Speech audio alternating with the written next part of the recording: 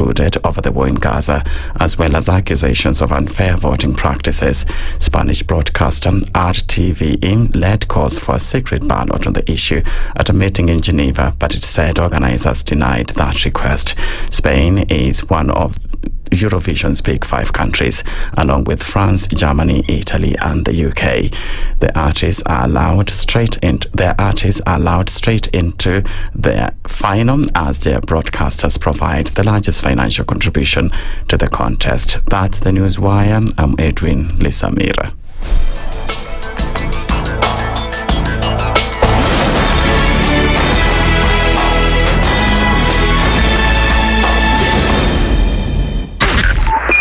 .5 SpiceFM, Kisumu. The following takes place from 6 a.m. to 10 a.m. every weekday on SpiceFM. We look at the utterances of leaders who are aligned to broad-based, who were initially in ODM. We thought they stand for something. Now they've been exposed. Because we are a third world country, we are poor. And not because we don't have resources, but we have been robbed senseless. Look at the wasteful expenditure. Look at how large government lives. And we've said this is something that can be controlled. It happens in many other countries. Internally, we used to stand and tell him, boss, hii kitu ni mbaya. And you'd say, now he doesn't let me tell you. You saw the other parliamentary group meeting. People went there, sat, listened, looked at him. There was no plenary, left. The Situation Room, Kenya's biggest conversation. The following takes place from 6 a.m. to 10 a.m. every weekday on SpiceFM. You have land, Dennis. Yeah. Okay, your own land. You use your own money to build it, and then you sell it to yourself. But we don't want foreign troops on Kenyan soil. But surely it goes a little bit deeper. This is it. If you find a tree is withering, then you call the person who is managing that tree. Come around. Yeah, Why? Tell me what is first of all, what's the problem? Yes, what is the problem there? How do we expect ourselves to move forward as a country? The Situation Room, Kenya's biggest conversation. Good morning, and I love your show. Thank you. Having come from a Kikuyu radio background, I migrated to Spice because of the content. I was born in a slum, but somehow I got a break in life. So sometimes when you see the sweating coming out because of the passion and whatever it is, behind the noise, there are people. And we share the same umbilical cord. It shouldn't be like that. I am so disappointed. We used to tell Honorable Raila Amolo Odinga that he's doing politics of conmanship. And even President Uhuru Kenyatta, serikali hii ndio iko na conmanship ya hali ya juu. You cannot promise people that you reduce tax, then you double. In politics, there is the issue of trust. For you to turn around and then stab the same people who gave you that trust, there is no other level of dishonesty. Imabo, utaona dunia tu. The Situation Room, Kenya's biggest conversation. The following takes place from 6 a.m. to 10 a.m. every weekday on SpiceFM. He is himself actually has admitted that he bribed members of parliament. So he admitted that he bribed members of parliament. Well, when he said the government, when he said that he gave the 10 million was for what? We are always quick to point faults in somebody else before you look at your own faults as a person. If it was Kanu's day, hii amuka naye leo, ungekuwa umeenda bali sana hii. So and we must celebrate you. There are 600 million people now globally estimated to be living with diabetes in the world. So it is a major health problem. It's the largest single disease rising pandemic that we're dealing with right now. The Situation Room, Kenya's biggest conversation. One of the things that are ailing our country is negative ethnicity. You find you as a state officer, instead of thinking as a Kenyan, you think like a tribal person. Let me tell you something. The biggest problem we have had in this country is a leadership deficit. There is nothing that you are going to do in the process of change if you are not a risk taker. So you really have to pursue your vision to a logical conclusion and even be ready to step on people's toes. When it comes to the economy, you can run away with it. They say statistics are like bikinis. They reveal a lot, but they conceal the vitals. And so government people would throw statistics at you and tell you they're revealing a lot of information to you, but it's really concealing the real vitals. We need to get out of that, because when we want to grow our democracy, one basic thing that really requires to be understood by the political class, by all of us, is institutions are critical. This is the Situation Room, the only way to start your day. The following takes place from 6 a.m. to 10 a.m. every weekday on SpiceFM. Presidency is fairly interesting in the sense that it will actually take us to a new consciousness. Swali zile watu hawaulizi, na swali muuliza na shangala ni aje, kwani huku kunaendaje? 30 billion shillings annually on travel alone in public service. A Kenyan can even demonstrate every single day of his life that Ruto must go. That is the only message of his demonstration. That is his right. That bribe blinds the eyes of the wise and subverts the cause of those who are in the right. This is the Situation Room, the only way to start your day.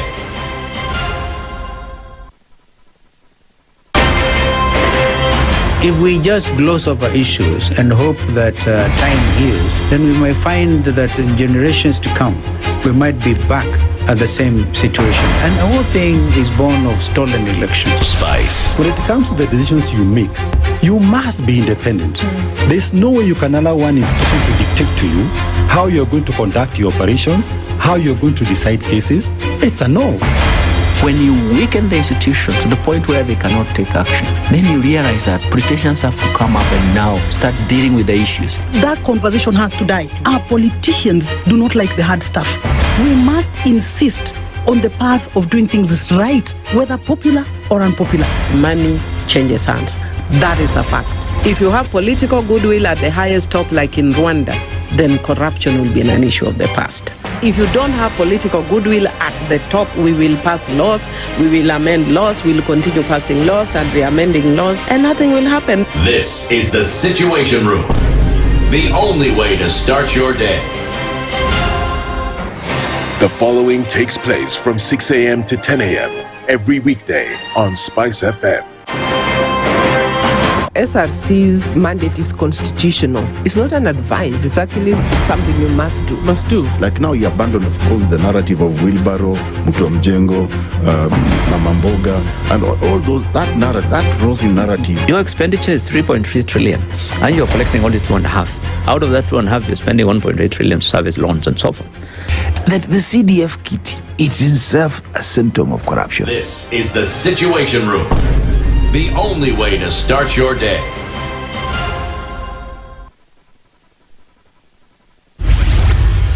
Mature, intelligent talk every morning. Spice up yourself. Mornings done right. 94.4 Spice FM, Nairobi.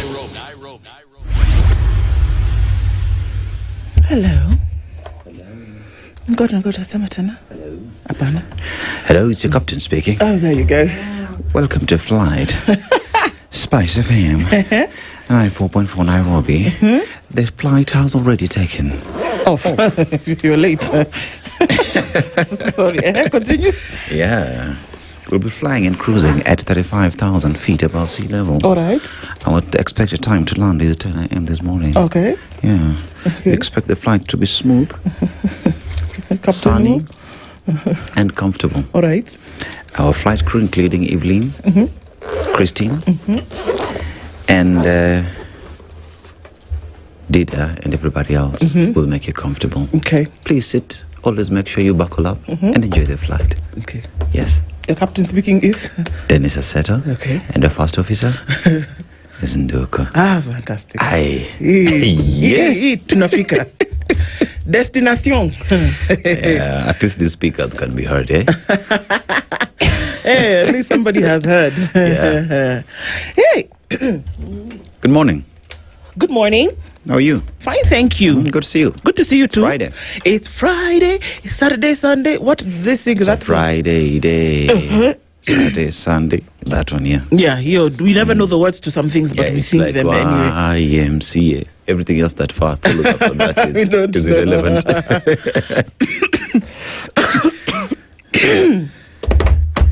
Yes, so everybody, good morning. Getting into it, I love your T-shirt, man. Thank you. Anything Africa for Mama me. Africa. That's fantastic. Yeah. Great. It seems Brazilians loved it too. I'm sure they did. They did. Katerina. The Brazilians called Catarina. Loved it. All the Brazilians called Catarina. Tunakuona, usijali. Don't worry, it's okay. We are in understanding. Ukaje? Mi niko salama. Yep, I'm doing all right. Nice. Getting into it. It's the 5th of December. Imagine. And just like that, December is about to be over. I'm just saying. Yeah, that the days are going fast. Yep. Yeah, and you're counting 21 days now? No, actually, it's 20. It's 20 days till Christmas Day, the day that Aseto was born. 20 days, yeah. I want to spend this Christmas with my mother. You want to see your mother for Christmas? At home. Okay. In Migori County. You know what? Not wearing shoes, just stepping on earth like that. Okay. You know what you can do to make that happen? You need to go to Sarit Center. Yes. Between now and then, you need to go to Sarit Center and you need to have a word with Santa and Mrs. Claus. Amma, what do they call them? Mr. and Mrs. Santa. Mr. and Mrs. Santa or Mr. and Mrs. Claus. Yes, then you read a letter to Santa, make your wish, they'll make it happen. I know. Yeah. They always make it happen. They'll make it happen. Yeah. That's happening at Sarit Center. You can see all the Christmas characters, all of these guys in their bright regalia. Have a word with them. Listen to carols. Wednesday and Friday, there's Masai Market, so you can buy all these wonderful trinkets. You can even buy something for mom. As your wish is being made come true at Sarit Center, then you can then now go and see mom for Christmas. I'm telling you, these things are just pangwad vizuri. Proper. Everything is just lying where they belong. Exactly. So do it at Sarit, your city. So anybody else want to make a wish for Christmas, you then have a chance to talk to Mr. and Mrs. Santa. You can see Rudolph, you can see the elves and all these wonderful people, Christmas characters, and have fun listening to carols and, on the spot prize winnings. You can do that at Sarit, your city this Christmas. If Dennis you don't is going to show be there. up, you automatically become Grinch. So you become the Grinch, who by their way will also be there. We'll also be there. Exactly. To just have conversations on how to make this Christmas work. Exactly. So be like Dennis and head on over to Sarit. Make your wish come true this Christmas. It's 17 minutes past 6 o'clock and we're getting into it this morning.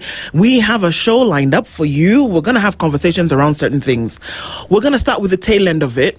Sometimes we sit here and we have conversations with ourselves and, those who come to analyze things for us, those who come and give their position. And then we say, you know what? The people that we speak with, those who are silent sometimes and want to give an opinion about these things that we discuss, they don't get a chance to do that a lot.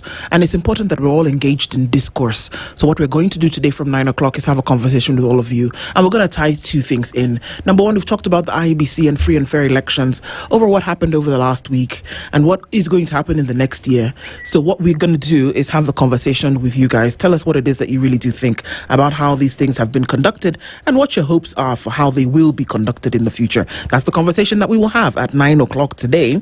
We'll also combine that in part with what's on the headline of The Standard, which I'll let you know in a minute. But there are conversations to be had, my friends. So we'll do that with you at 9 today. And then if we backtrack just a little bit, at 8 o'clock, we will be talking with Mulay Masao and Hussein Khalid. Mulay is the coordinator of ELOG. He's a national coordinator. And ELOG, we know, is the Elections Observer Group. Hussein Khalid is the CEO of Vocal Africa. We know that Vocal Africa has now sued the IEBC beyond the ballot, rebuilding integrity in Kenya's elections. And both of these, an observer mission as well as a community-led people-centered group is having a conversation, and we're going to look into that a little bit. And then at 7 o'clock, Dr. Manel Haj is a medical oncologist. Faith Musoga is a clinical trial patient. We're going to be talking about trusting the trial, how treatments are actually proven. Many times when you hear about trials on certain things and you're wondering who are these, Faith is one of them. Yes. And we'll be looking at that today. It's important. It's a Healthy Friday conversation that we'll have at 7 o'clock, and we'll do that together. Sawa sawa. That's what the show looks like today, and we're going to get into it. Thanks for already joining us. If you're in the room, you know that our live streams are up on Facebook, YouTube, and on X, and our audiences on KTN are here. Good morning to those who tune up that dial while you're getting to work this morning or sitting and watching as we engage in conversations. Asante sana for doing that, and let's get this party started. We'll do that with a proverb from where today? Yes, the proverb today comes from the land that is Kenya. Is that not a song like the land is Kenya? Something. Okay. Yes, that one. Okay.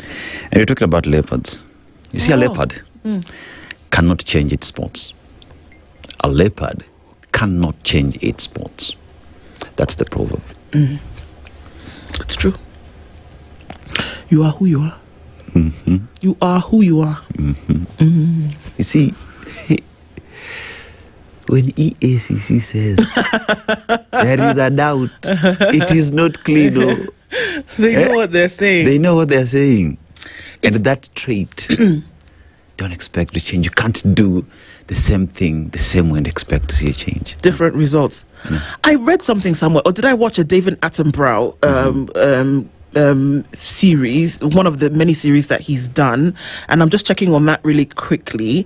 I'll tell you what it is so that I know if I'm telling the truth or not. Oh, by the way, did you know that you can find black leopards in Laikipia? Yeah. And so I asked. I hear it's such a phenomenon. The locals say, "What do you mean?" Yeah. We see these things every day. Yeah. So I actually want to see those. And see what that, if I can prove this point, then it will make my interpretation of this proverb make some sense. So let me just tell you if it's true or not, blah, blah, blah, blah, blah, and just to make sure that I am not lying. Yeah, so leopards are born with spots. When they come out, they are born with spots. Yes. That's how they are. So you would think that maybe they developed them along the way and that they were different later, and then it's at some point they can change. No. They're born with spots. Yes. So you can't change it. As they come out, that is how they are. So as you meet them every now and then, you'll be able to say, okay, that's a leopard because that's the characteristic of it that we can see. It's not going to change. It will not. So when people are telling you something... Listen. Abi? Just listen. Thanks. Yeah. Interrogate. And ask yourself, what's this different thing you'll do if this is who you have been all through? We've seen your sports. So this is interesting also, because some other information has just come up, because this might be interesting. And then, the thing is that your mind can have two thoughts once. At the very point that they are born... Leopards are not born with spots. They don't have them. They develop them later. But once they are developed, they don't go away. They get their spots a few weeks later. The spots, called rosettes, gradually emerge and darken as the cubs grow older. That was interesting. I thought that they were born with them. But it also buffers the point that once they set in, they don't go away.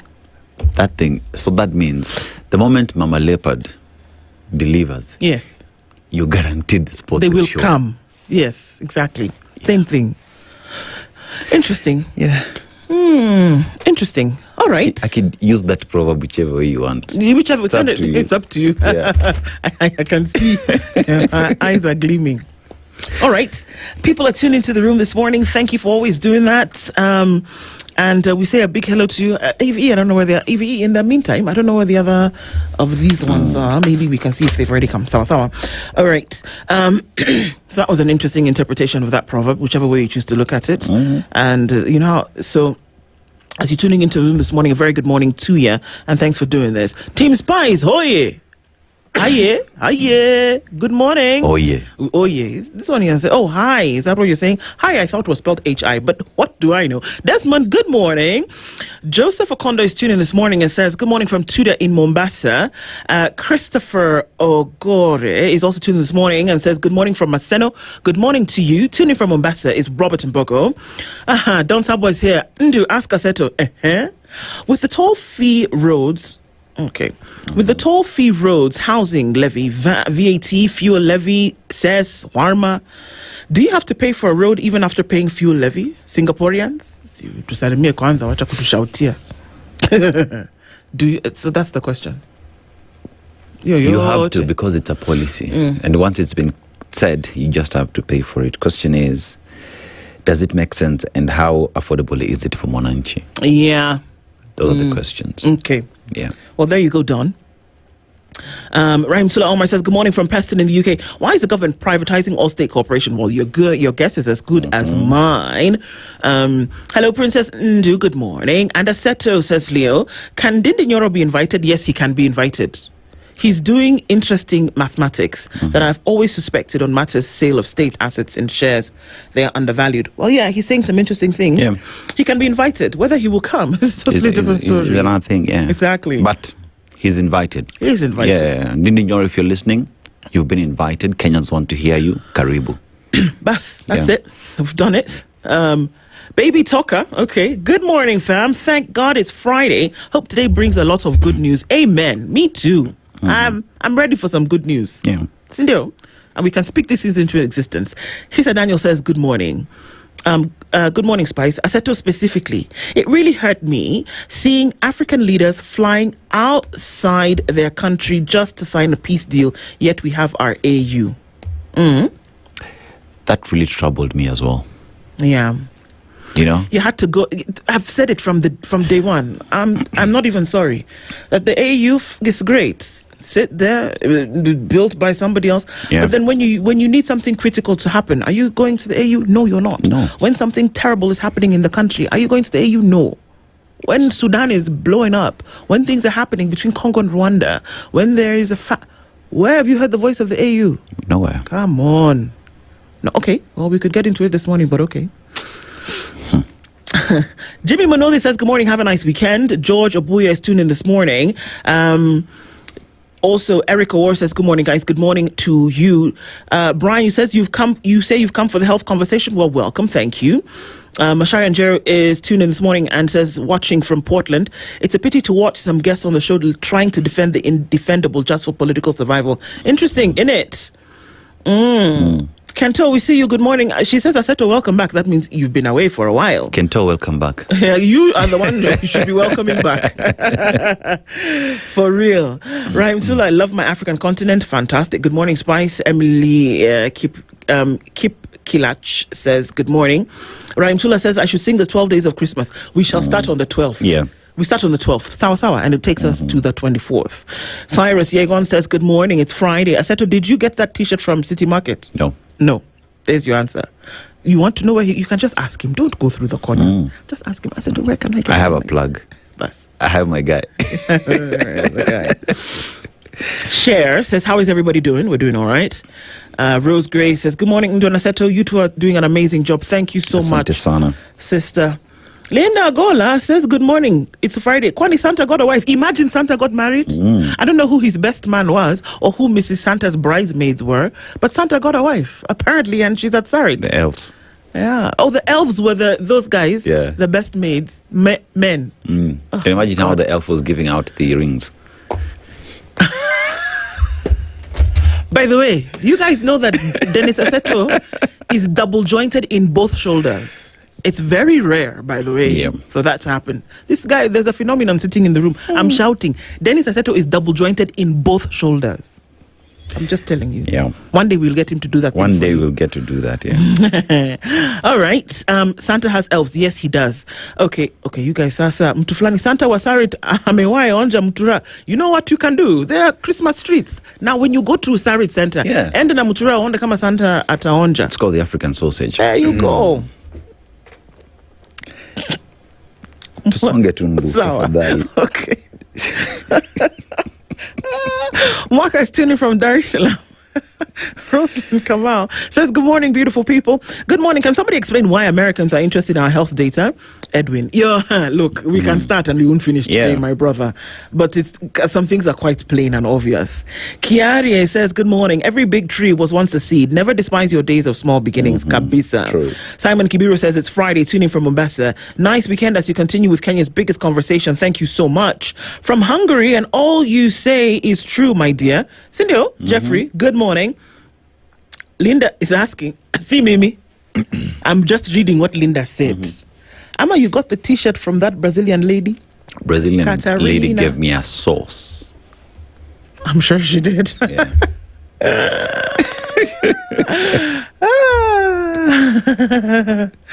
Wangi Juma says, good morning, Spice FM. How are you guys this blessed Friday? We are fine, Kabisa. As you can tell, things there are thinking. Good morning, everybody. Karibu Sana. And as you keep streaming into the room today, thank you for doing that. As we get into the conversations, Karibuni. Why are my things all over the place? Okay, let's look into the headlines. On the front page of Kenya's bold newspaper, The Standard. Ruto betrayed you. Again, see what I mean, Miss Emma? It's on the headline. The church has unleashed one of its most blistering attacks yet on President William Ruto's administration, accusing it of crushing the poor, betraying the youth, and dragging the nation into a deepening crisis. In a searing statement, clerics warned that the country is a devastated nation teetering on the edge with corruption, election manipulation, and economic despair, fueling public anger like a ticking time bomb. Ooh-wee. Yes, we know that there was a presser yesterday. They've raised a number of issues. The collapse of governance. The church accuses the executive and parliament of failed leadership, corruption, passing unjust laws, eroding democracy and enabling election malpractice. That's just one. Another one, economic hardship. Clerics highlight soaring poverty, unbearable cost of living, company closure, mass unemployment, shrinking purchasing power, and the collapse of small businesses. Again, that's just one issue. Failure of services. They cite a broken education system, starved of capitation funds, a failing tertiary sector, and an opaque, corruption-ridden social health authority. In that picture, NCCK chairman, the Reverend Elias Otieno Agola, addressed the press on a survey they conducted in Kenyans and the government in Limuru yesterday. And they said, this is what we found, and you have to do better. Elias Otieno, and I quote, says, the state of despair and frustration which is driven by injustice is not sustainable. If the people of Kenya do not arise and rescue the nation, even the constitutional bonds that bind the nation together shall fall apart. They're not mincing their words. But you know what will happen this weekend? We will see some statements being made from the pulpit. A pulpit is about to receive 20 million. Ooh. Just saying. Okay. Wow.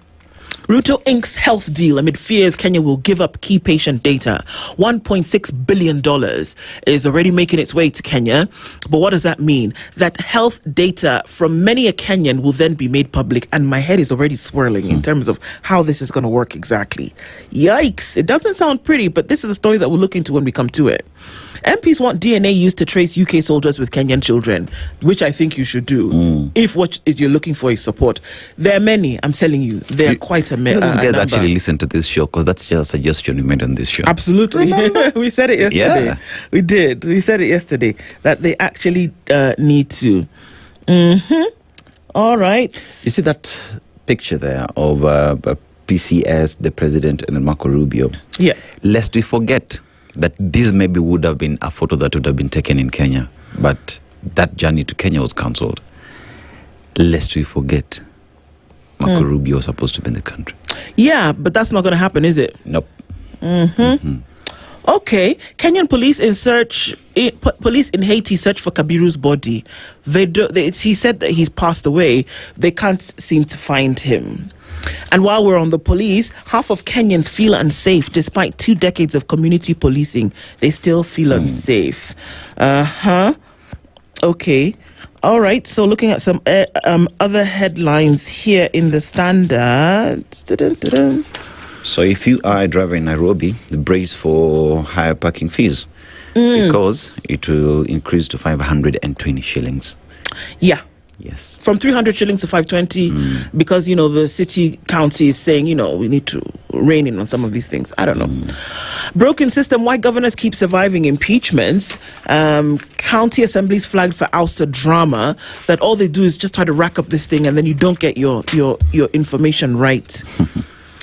So, of course, this is some more stories carried on page 6 and 7 into the NCCK and other cleric reports. Ruto's name struck out from case seeking his removal from office. My goodness, he's all over the paper today. Peter Kimani is a columnist. He's written here on the Seriously Speaking about a narrow escape, a black Christmas, and merits of finally getting grounded. Who owns Kenya? A report shows 2% control over half of arable land in Kenya. 2% of Kenyans own 50% of the arable land in Kenya. It's not funny. 2%. That's what we're looking at. Some of the headlines in the Standard. Do you want to look at something? Let's look at what Nairobian has today. Now, Nairobian, grim scenes, blood, glass, and nightmare. What are we talking about? It is a toxic mix and deep wound. After hours of testimony, digital forensics, and grisly photos, the case narrowed to a haunting uncertainty. In that locked Kidalesho apartment, only Assad and Maxine knew what happened, and only one of them lived to speak. As the prosecution closed its case, the evidence pointed everywhere and nowhere at once, leaving the judge with a chilling paradox. Every trail of blood led back to a moment only the dead and the accused witnessed. That is the story of Maxine Wahome and the gentleman Assad who passed on after that fight or disagreement in their apartment. Assad Khan, that is. And we have a story on love, party and tragedy, how Festa's deadly fall is under investigation. That is on page 6 of the same. And top nuptials. Nuptials, yeah. When wealth and power tie the knot. Wow. Wealth and power tie the knot. Can you imagine? Those are the two getting married. 10 cheeky tricks Kenyans use to dodge matatu fare. 1. Pretends to be deeply asleep. Well, I'll do talipa fare. But you're pretending. Claims the phone is off. Simu yangu imezima. Na pesa iko kwa M-Pesa. Wongo. Insists family that he has already paid. Nimelipa. Nimelipa. Hata uko na change yangu. It is you who owes me. Claims they have passed destination. Umenipitisha. These are things people say. Oh my God. You gotta love Kenyans, man. You know. And then you have changes sitting positions. So the conductor has left the 3 seats in front, so you change and go sit where he's already collected the fare. Creates a fake emergency. Aki ya Mungu naumwa na tumbo inafaa niende choo. It's like you've had these things before. Asks a neighbor to pay for her. Tunilipia alafu nikishuka takurudishia. Fakes a sad story. Aki ya Mungu niko na matanga, pesa yote niko nayo ni ya mchango. Jumping off during traffic jam. When the makanga zishuka kidogo tu, get out and go. Atakutoa wapi? Oh my God. Gotta love Kenyans, yeah? Man accuses MP Kibagendi of assaulting him of a girlfriend. Oh, you remember the images that we saw? That was some crazy assaulting, my God. When you say stepping on necks. Okay, sorry, please go ahead. Literally. Kisii MP Anthony Kibagendi allegedly assaulted a man over a suspected affair captured on viral CCTV. Investigations continue as police compile the case for court proceedings. That will be interesting to see how the MP would get out of that because it was recorded. But then again, remember, you have to prove that footage in court. We know those things, the way they happen. Hii ni imeeditiwa ni Photoshop. Man in court for threatening to kill wife and breaking her leg. Hey, wow. One thing we say, kama imekuwa ngumu, just walk out. Leave it. Just leave, go. It's never that serious.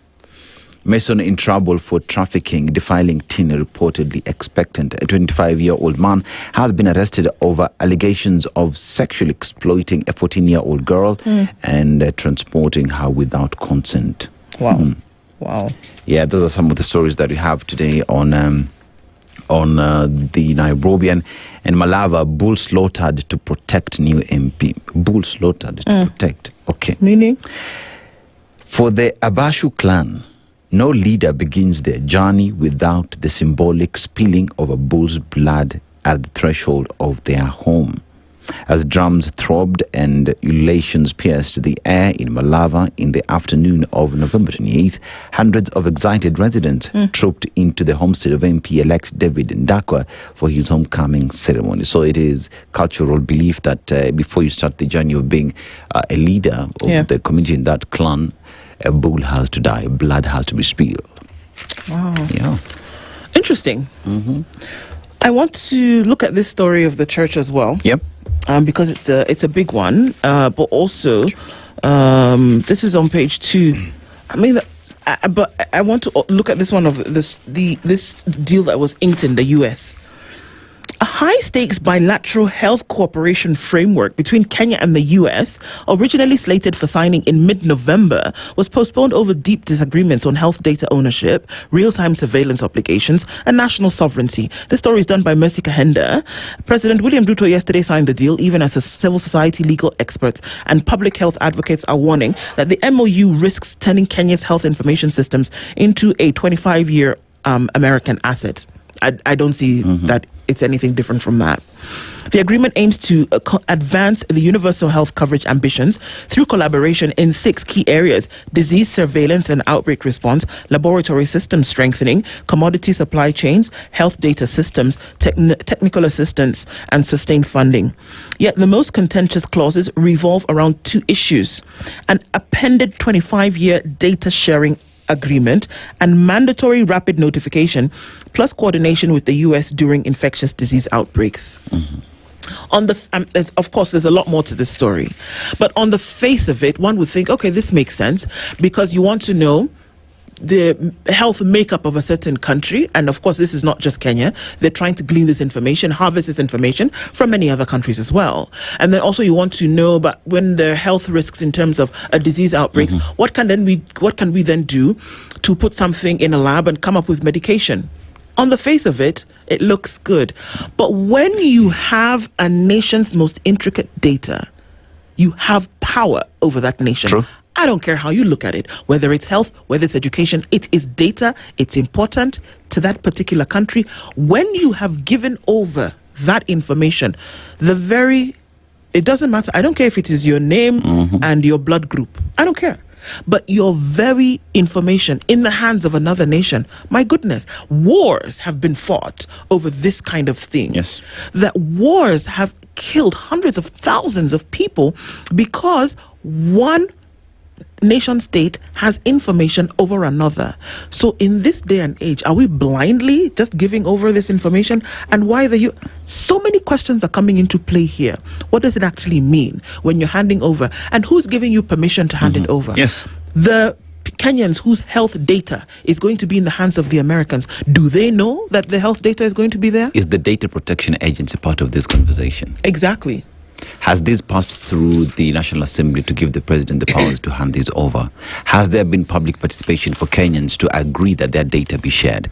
And even as we talk about disease surveillance and everything, one would ask the question, can Kenya do everything else? Have we tried doing everything that we are ceding our power to the United States and we have failed? Or are we just going for the low-hanging fruit simply because we have been cornered? It looks as though everything that you do is coming up in castigation of government, but then they go and do things like this. Yes. Even when you want to give somebody an opportunity for the benefit of the doubt, you do something like this. Because even if people don't understand it, okay, let's assume that we don't understand anything and we're just sitting here making noise. If you were to explain to a 6-year-old child today and say, oh, by the way, one country is going to give you money to sort out the things that you want. Remember yesterday we had an HIV/AIDS conversation here? Yes. And we're looking for money for ARVs. So one country comes and says, you know what? I'll give you money. So, but what you're going to do is give me critical and vital information for 25 years. Even a 6-year-old child who is still doing basic algebra will ask and say, hang on, why though? What does it mean? Yeah. Whose information is being given and for what purpose? You have to ask. You remember when you were having the conversation with Muko Munene here yesterday, and she said, Kenya has the capability of producing its own medicine and drugs. If we only invested into research and development, we are able to produce everything that you're going outside this country to search and look for. This is what India has done. India looked at how it would take care of its sick, and they decided to start biggest pharmaceutical companies to be able to take care of their sick. India vaccinated people with their own COVID vaccine. Yeah, they didn't buy from anybody. Exactly. Are we able to do that? We have KEMRI here. We have CDC in Kenya. What are these groups doing to ensure that they are able to take care of the sick? This data is domiciled in the country. What are we doing with this data? If someone else is seeing the importance of this data to use it to make decisions in terms of surveillance, to know and to deal with outbreaks, what are we doing with this data ourselves? What are we doing with it? Or are we using this data to cash in? You have to ask. But this one, that in this day and age when we're talking about sovereignty on a global scale, that has desperation for funds to get things done that people are putting pressure on you to do, which you should have done anyway if you're really looking towards development. Has that desperation now led you to do things that are going to take us years back? That you're still handing... Which country has America handed over the data of its people to? Yes. Which country has America said, okay, you know what, in quid pro quo, let me give you this, and it concerns the data of Americans, alive ones. Which country have they handed that over to? You know, yesterday I was watching something that is critical and really related, but this is based off weapons. So there is an American-made bomb that landed that landed in one of the Middle East countries, and now America is threatening that country to have it return that bomb because that bomb never detonated. You know why? Because that bomb has information, and they fear that reverse engineering would see that country start producing that same bomb. You know what is inside that bomb? It is data. It's data. It is data. They are doing everything to protect that data. And that's just on bomb. Now tell me more about data of people. We're talking about 55 million Kenyans data that has just been handed over to Americans. Why? Or that is going to be handed over. Why? Why? I'm asking why. Those are the things that don't come out here. And there they are. You were looking for Musalia Mudavadi. Well, it's there, signing. He's witnessing the sign. President William Ruto witnessed the signing of the Kenya-U.S. Health Cooperation Framework. U.S. Secretary of State Marco Rubio and Prime Cabinet Secretary Musalia Mudavadi in Washington, D.C. yesterday. So that's been done. It's inked, guys. So now that we're asking the question, it's done. It's done. It's been inked. We don't know which Kenyans these are that your information then will... And this is not just Kenya. There will be many more African nations that will hand over their sovereignty in the blood to America for however long, for them to do with as they want, in the name of health exploration and discovery. Can we explore our health and discover it in the continent? Have African governments, I mean, you know, we just spoke about AU. And one would even ask, what is the AU policy in terms of taking care of its sick in the continent? And if it does not exist, then what are African leaders doing? Or are we just pawns? The swap here was money for your birthright. I'm telling you, that's what it is. We can couch it and we can talk about grand hotels and diplomacy and filibustering and all of that from one diplomat to the next. We can talk about state relations and all of this, but this is soft power playing itself out. Not the way it did in World War I or World War II, where we saw the guns and tanks that were stamping the authority in terms of geopolitics on a global scale. That's not what we're seeing now. We're seeing soft power. All right, Dennis, you need a favor? Let me scratch your back just a little bit. You know what you're going to do? You're going to give me something that I could use in the future. Where did you see that in this deal, America is saying, okay, we'll also give you the data. For our Americans? I'm still asking that question today. Which country has US data? The way Senator, what is his name? Cotton. Senator Cotton, who will come here just behaving anyhow. You tell me if, for example, Senator who? Give me one senator. Let's in Kenya. Any senator here, you tell me that they can go to Washington DC and suggest to Washington that this is how we feel that you should do your governance. Come on.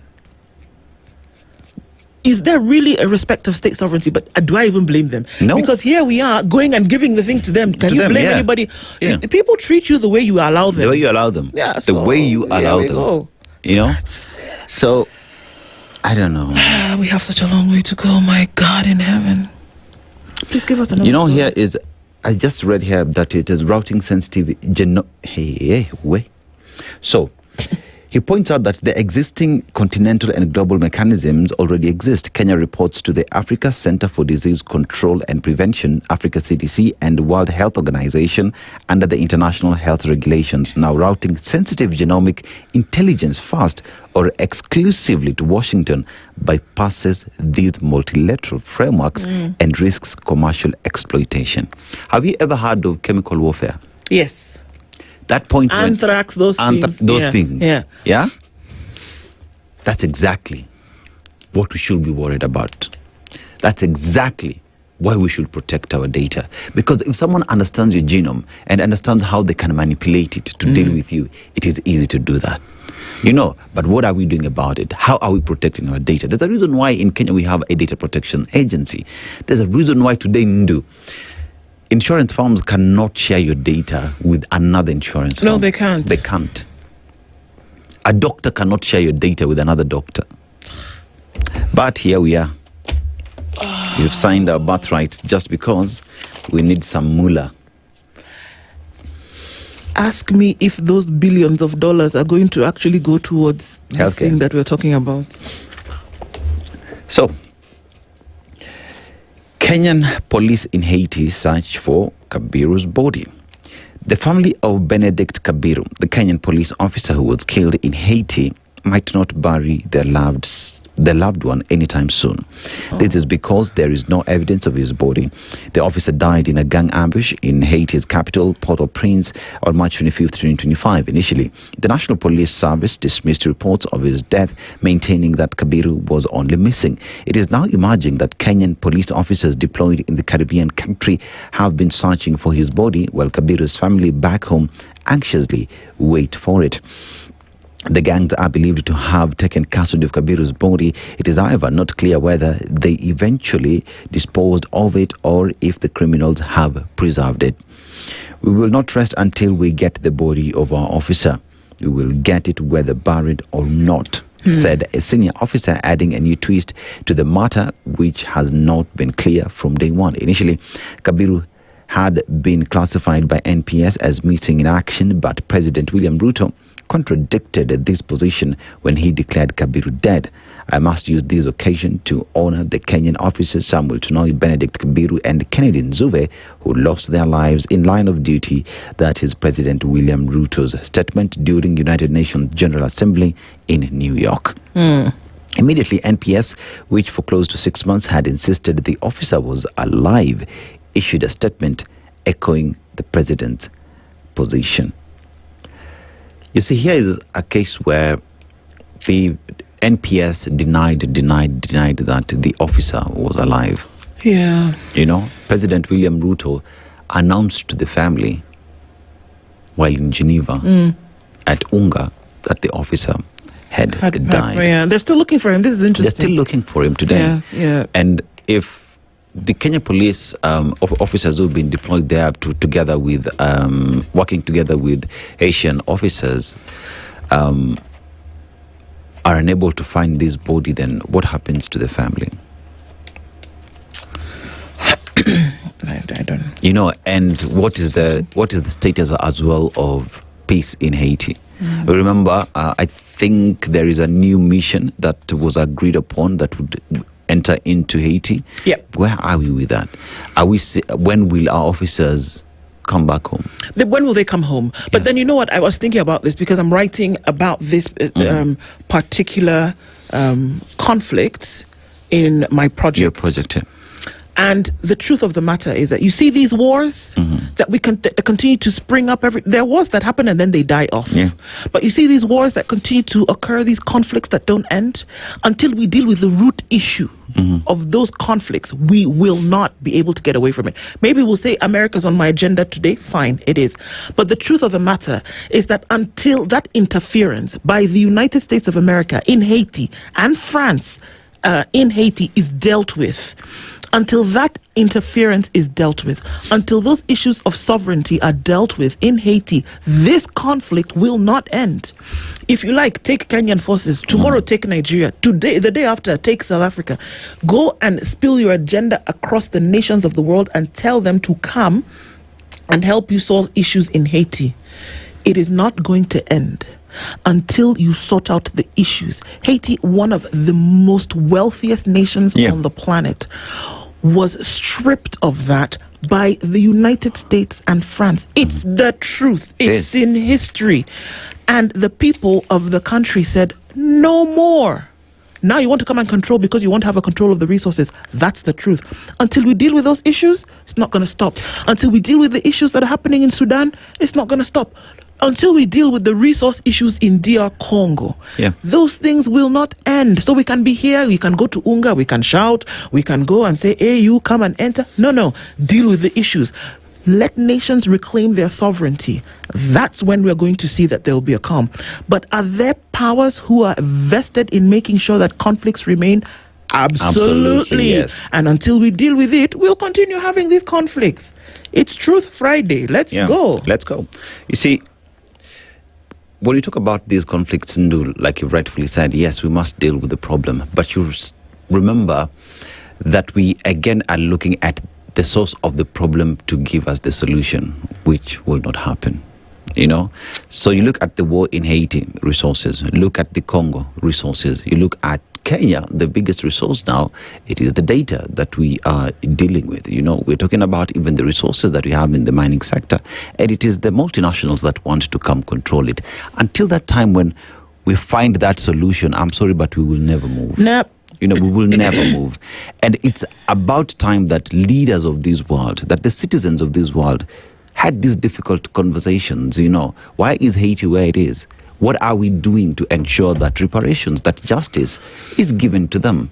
But who are we talking about? Some of the biggest, wealthiest nations are the ones again who are saying we will send our troops to go pacify and bring peace. It's not peace. Okay. Peace means what? You know what peace means? Mm-hmm. Peace means that you have peace, according to how some nations have described it, is that we have adequate control over you. And so that means peace. Look at what has happened. Look at what's going on between Israel and Palestine. Gaza specifically.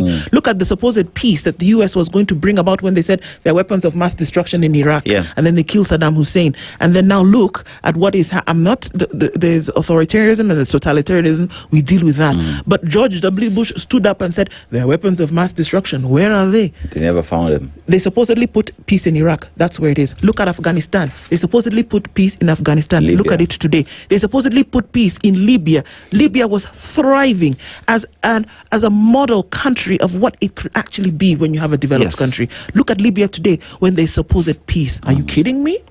Are you kidding? Let's be real. Let's be real. This is where we are. Somebody else who was being pretty real yesterday was the NCCK. From their point of view, I don't think we've ever seen something so loud. We keep asking people to be loud, and I guess here we are, so we should not be shocked. They've said Ruto is toying with youth future, and it's time to reclaim it, is what they said. President William Ruto's administration has come again under strong condemnation from the church, which have again accused the regime of failing to provide proper governance, accountability, and mistreating the youth. They also blamed Parliament for many of the ills bedeviling the country, arguing that it had failed in its oversight of the executive and in the fight against corruption. So they were in Remuru yesterday, and they said very many things, but one thing they said your time is coming, man.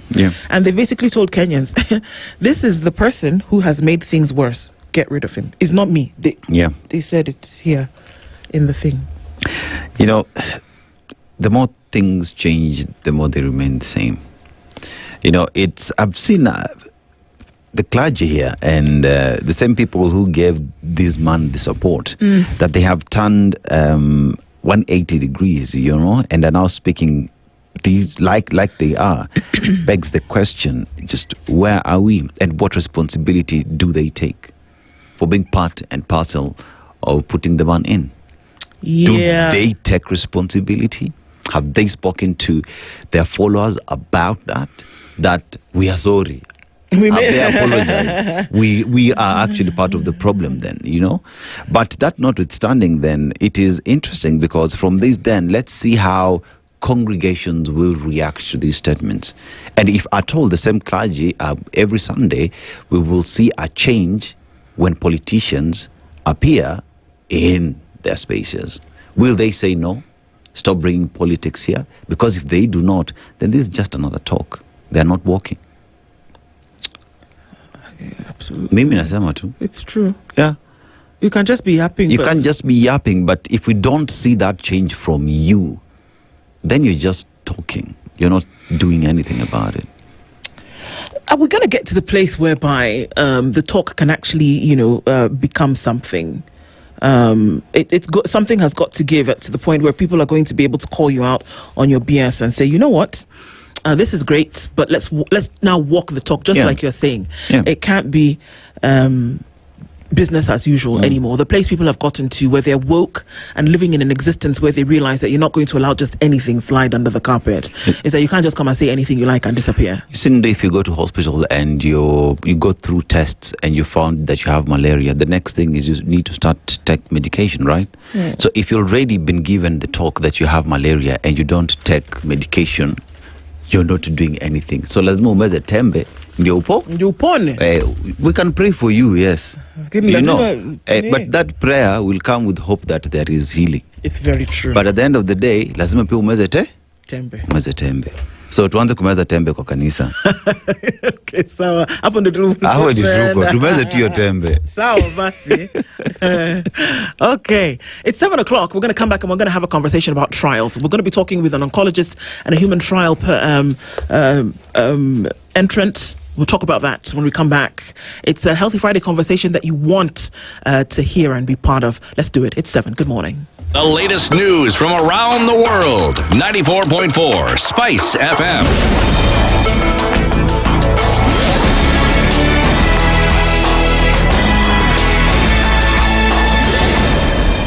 Good morning. This is the Newswire. I'm Edwin Lisamira. Tension is mounting in Ikolomani, Kakamega County, a day after 3 people were shot dead and several others injured, including police officers and journalists, as residents protested against a British-based mining firm. It all started when goons disrupted a public consultation meeting called by NEMA to discuss the relocation of about 800 families to allow Shanta Gold Limited to extract the gold worth 683 billion shillings. Standard Group journalists Muno Munuben and Bana Lusige were among journalists who were attacked. They were robbed of personal and work items before parting with 2,500 shillings each to secure their release. These people explained why they are opposed to the mining proposal.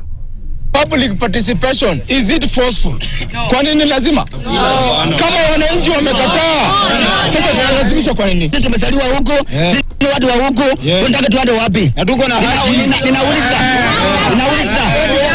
Mr. Shinali, uko wapi saa hii? Yes. Mr. Poni Halwale, uko wapi? Tunataka haki yetu. Shanda must go. Tunataka kututoa this our ancestral land. Wazazi wetu wamekufa hapa chini. Mnataka tuende wapi na wazazi wetu wenye wamekufa? We are rejecting.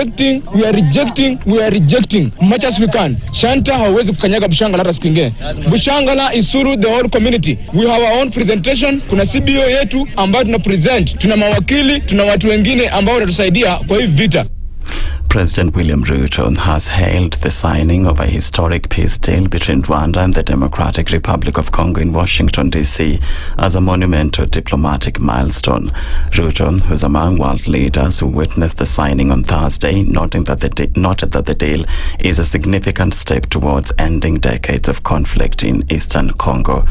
The conflict, he said, has destroyed livelihoods and threatened the future of the entire Great Lakes region and the African continent.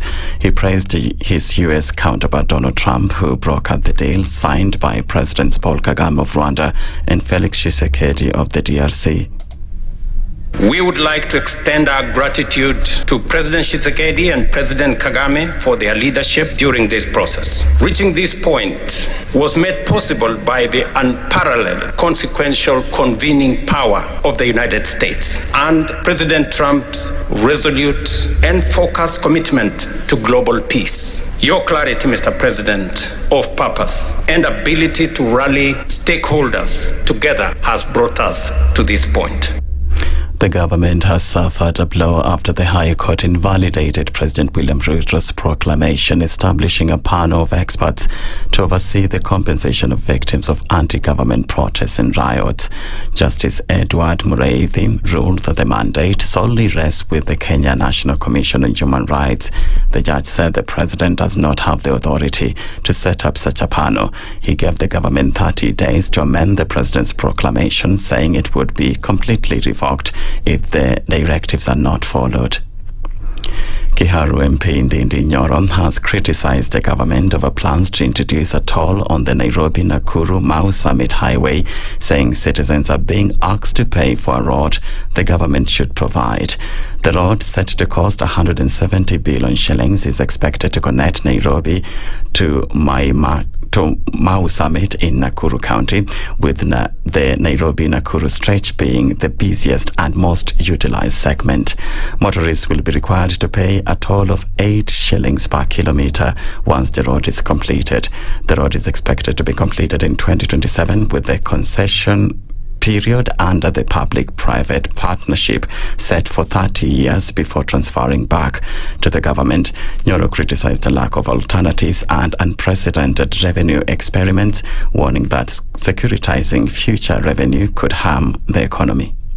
It is also the first time we are securitizing revenues to be collected by the country for the next many years. But we are sold a grandiose idea. This is the fact. Kenya has always built stadiums. We have Nyayo Stadium, we have Kasarani. We never took an illegal boat, but Kenya built when the economy was quite small. Kenya has always had tarmac roads. Even where we are building the toll road from Nairobi to Nakuru, there is a road. Not that there is no road, there is. And it was built by Kenyans through taxes. And the government never had to take an illegal loan called securitization.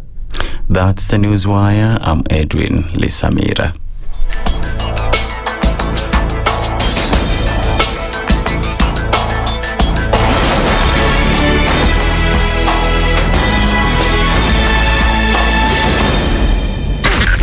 SpiceFM, Nakuru. If we just gloss over issues and hope that time heals, then we may find that in generations to come, we might be back at the same situation. And the whole thing is born of stolen elections. Spice. When it comes to the decisions you make, you must be independent. There's no way you can allow one institution to dictate to you how you're going to conduct your operations, how you're going to decide cases. It's a no. When you weaken the institution to the point where they cannot take action, then you realize that politicians have to come up and now start dealing with the issues. That conversation has to die. Our politicians do not like the hard stuff. We must insist on the path of doing things right, whether popular or unpopular. Money changes hands. That is a fact. If you have political goodwill at the highest top, like in Rwanda, then corruption will be an issue of the past. If you don't have political goodwill at the top, we will pass laws, we will amend laws, we will continue passing laws and re-amending laws, and nothing will happen. This is the Situation Room, the only way to start your day.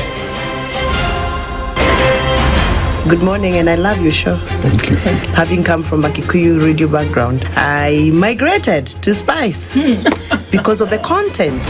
I was born in a slum, but somehow I got a break in life. So sometimes when you see the sweating coming out because of the passion and whatever it is, behind the noise, there are people. And we share the same umbilical cord. It shouldn't be like that. I am so disappointed. We used to tell Honorable Raila Amolo Odinga that he's doing politics of conmanship.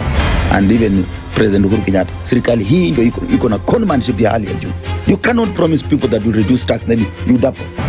In politics, there is the issue of trust. For you to turn around and then stab the same people who gave you that trust, there is no other level of dishonesty. Imabo, utaona dunia tu. The Situation Room, Kenya's biggest conversation. One of the things that are ailing our country is negative ethnicity. You find you as a state officer, instead of thinking as a Kenyan, you think like a tribal person. Let me tell you something. The biggest problem we have had in this country is a leadership deficit. There is nothing that you are going to do in the process of change if you are not a risk taker. So you really have to pursue your vision to a logical conclusion and even be ready to step on people's toes. When it comes to the economy, you can run away with it. They say statistics are like bikinis. They reveal a lot, but they conceal the vitals. And so government people would throw statistics at you and tell you they're revealing a lot of information to you, but it's really concealing the real vitals. We need to get out of that, because when we want to grow our democracy, one basic thing that really requires to be understood by the political class, by all of us, is institutions are critical. This is the Situation Room, the only way to start your day. Mature, intelligent talk every morning. Spice up yourself.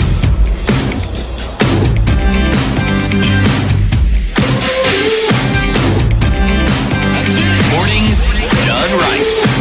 94.4 Spice FM, Nairobi. Coming in at 9 minutes after 7 o'clock, and a very good morning to you. We're getting into it today. A Healthy Friday conversation starts in just a bit. And even as we do that, we'll get into some things here and there. But we're going into the weekend, Dennis. Yes. And you promised that we can do our streaming and our watching for 19 bob. You told people. Yes. So 19 shillings, you get to have 1 hour unlimited bundles, and 45 shillings, you get to have 3 hours of unlimited bundle. This is Airtel Fun Unlimited Bundle, where you get to enjoy yourself and your life is maintained. The quality of life is important. We say it is good to be an ambassador of good life. Everything that you do every day, it's good for you to maintain it and enjoy your life. So Airtel is here to assure you that through their bundle offers, you will exactly have that. Now, imagine a situation where it is a weekend, right? Your latest series is there. You are part of a crew that is enjoying this series. But because you do not have an unlimited bundle, you get to season 3, episode 2, data disappears. So the following day, it is your friends who are giving you the story because you missed out. So FOMO is a reality. Okay. But Airtel is telling you, by dialing *544#, you're able to buy your data bundles. If not, you go to your My Airtel app and you get to buy the bundles as well. But even more interestingly, go to your Airtel shop, buy yourself a SIM card and be part of this conversation. How better does it get? It doesn't get better than that, that's for sure. And I'll tell you one other place where things don't get much better, and that's what we're doing at Naivas. We're getting into the festive season, and you definitely want to be part of this story, I'm telling you. Speaking about things that don't get better, Naivas is saying that let's get into the Christmas season with discounts left, right, and center. That the time is now. Save up to 60% across nearly every single category: electronics, fresh food, kitchenware, daily essentials, and more. We're talking about massive, unbeatable discounts. And these are prices that you will not be able to run away from. We're giving you everything from iron boxes, toasters, blenders, and heaters. And the big ones, 45 motorcycles, 6 brand new vehicles, TVs, fridges, cookers, and more. So register for your loyalty card and you can do your shopping. And if you win, that win will actually show up on your receipt. What better place to go than Naivas? Cindo? Yes. The festive season, take advantage of Lipa Pole Pole on the convenient buy now, pay later option. And you can also use the Faraja on M-Pesa for 0 interest installments. Shop more, stress less. That's the Naivas way. And now before I go, there's one thing we need to remember. There's a guy who's coming. Okay, do we call him a guy? Well, he bleats. It's the famous Naivas Kikwetu legendary Mbuzi is coming to town. Keep it locked on Spice FM on the drive with the CEO and get to know more information with Naivas. It saves you money every day. And we're getting into the festive season, so remember that Naivas is where you need to go. Okay, we're getting into a Healthy Friday conversation at this point, and we're going to be looking at trusting the trial, how treatments are proven. We're getting into that this morning with Dr. Manel Haj. She's been here before, and she is a medical oncologist. Good morning, Dr. Haj. Good to have you here. Good morning. It's always good to be back. Yeah, it's great because it feels like home, and I'm glad that you said that because it's we can talk about these serious things, but we can do it from a place of a little bit of comfort, so that's great. Exact. Faith Musoga is here with us as well. Good morning, Faith. Good morning. How are you doing? Good, thank you. Yeah? Thank you. Nice to be here. Good to have you here. For purposes of this conversation, you're a clinical trial patient, and we're going to get into some of that and exactly what that means and how all of this comes together. So thanks for you coming both. Let's get into it and just settle down a little bit. Dennis is going to share a proverb. We'd love to get your interpretation. So the proverb comes from Kenya, yeah? And we all love our game, the national parks and all that. So this involves animals, but applies to our lives on a daily basis. So a leopard cannot change its spots. Plain and simple. A leopard cannot change its spots. Daktari, karibu nyumbani. How would you interpret that? Asante. So, how do I interpret that? Yeah. So I think, we have our roots, we belong to our roots, and no one can change that. That's how I feel about this proverb. It's like we are always belonging to the same roots. Same roots. Like we can change one skin by another skin. That was a very clever answer. Things about proverbs, but yes, I think that when you think about a leopard, you think about a strong animal and what a strong animal can do. So I think it means that whatever happens to it, it still remains that strong animal. It still remains that to do what it can do. Yeah. You can pet it. You can call it Johnny as a pet, Yes. but it's still a leopard. Absolutely. And it'll show you the truth. That's for sure. It's interesting that we have this conversation today because we're in the throes of very many health conversations at the moment, where things have been signed for Kenya in terms of what can be done in the future when it comes to testing and trials. But right now, when we talk about what you can find or what you need to know for how you can treat particular diseases, then trials come into place. For the longest 3 months during COVID, we wondered, would we get a vaccine? And they said that these were on trial. What does that actually mean? Let's start with that, Dr. When we're saying put things on trial and let's see if they actually work. And then we're not in a lab testing on animals, but then with human beings and how they will react. How do we get into that process? So we need to understand, first of all, what is a clinical trial. So a clinical trial is a research that is done on human volunteers. So I really want to emphasize that those are volunteers. And to try a new intervention. Should it be a medication? Should it be a procedure? So any kind of new intervention on human, but those humans have volunteered to do the trial.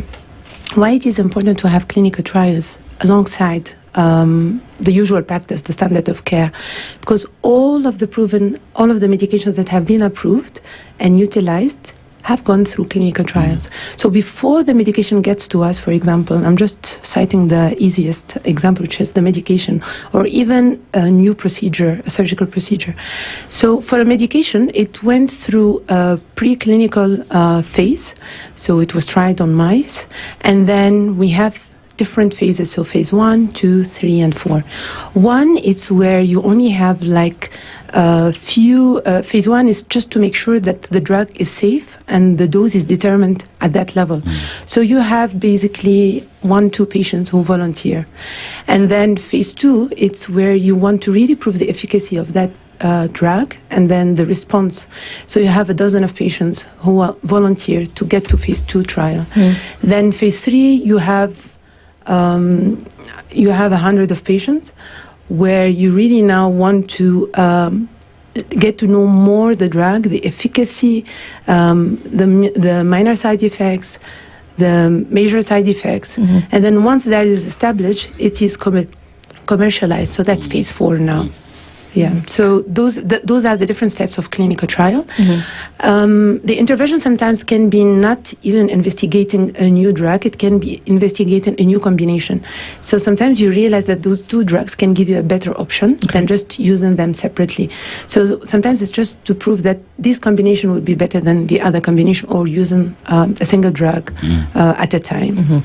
So understanding what are now clinical trials are, Faith, now one would ask the question, how do you now end up being a volunteer? Do you just wake up one day and decide, hi, I'm here, please try it on me? What's the process? What's the procedure that would then see you even be accepted by the oncologist to just have you there?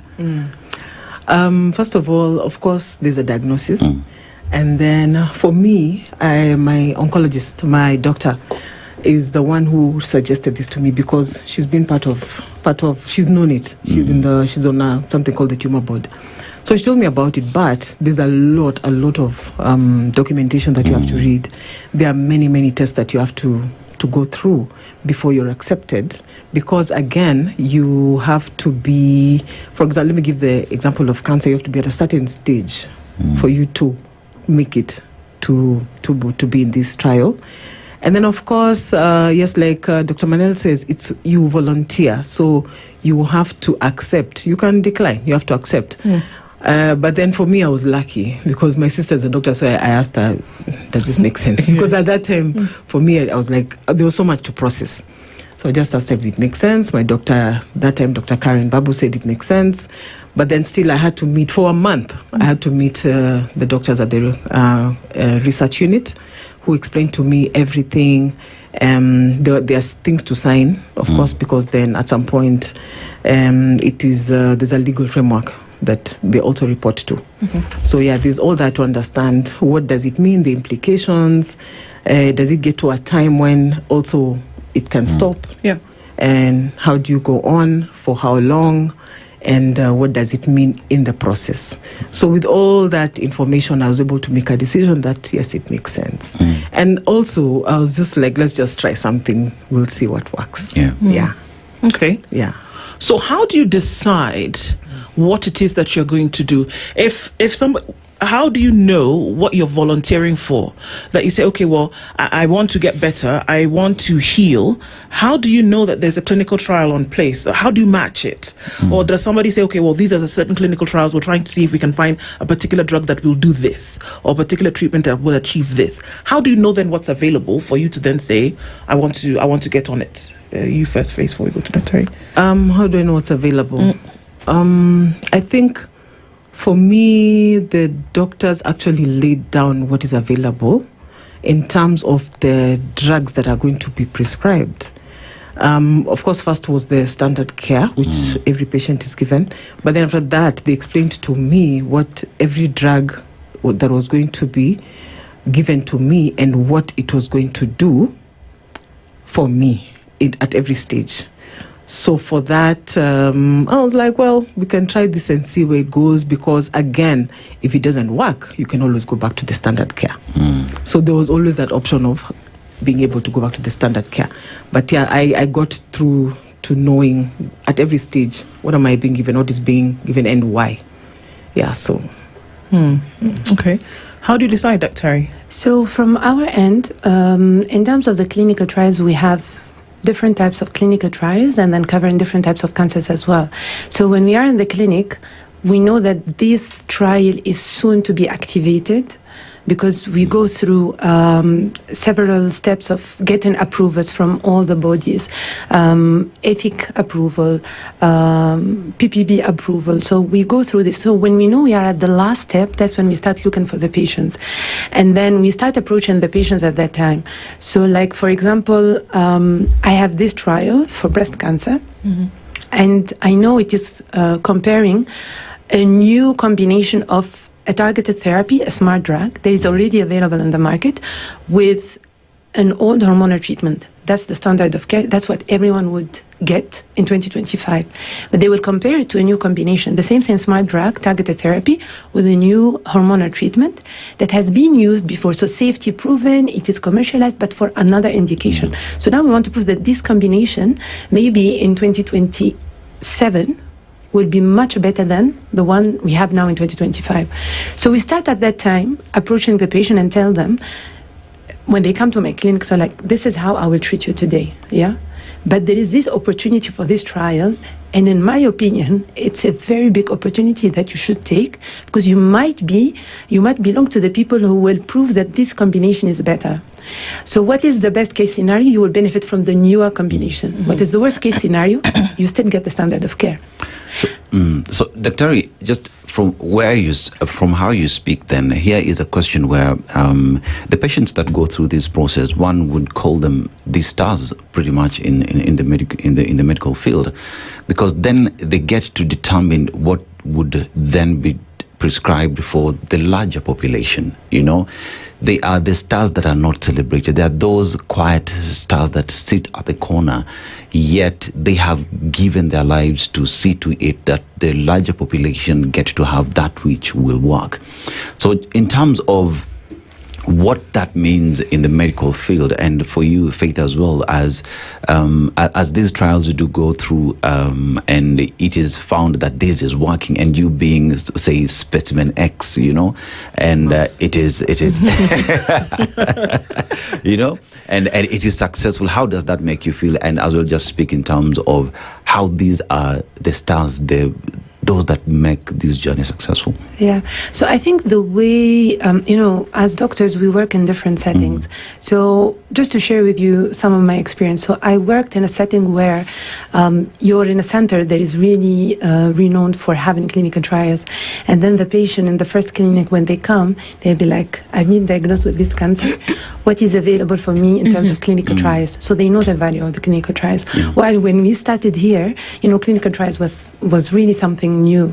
So when you start discussing clinical trials, we faced a bit of reluctance. So like the patients might tell you, I don't want to be the guinea pig.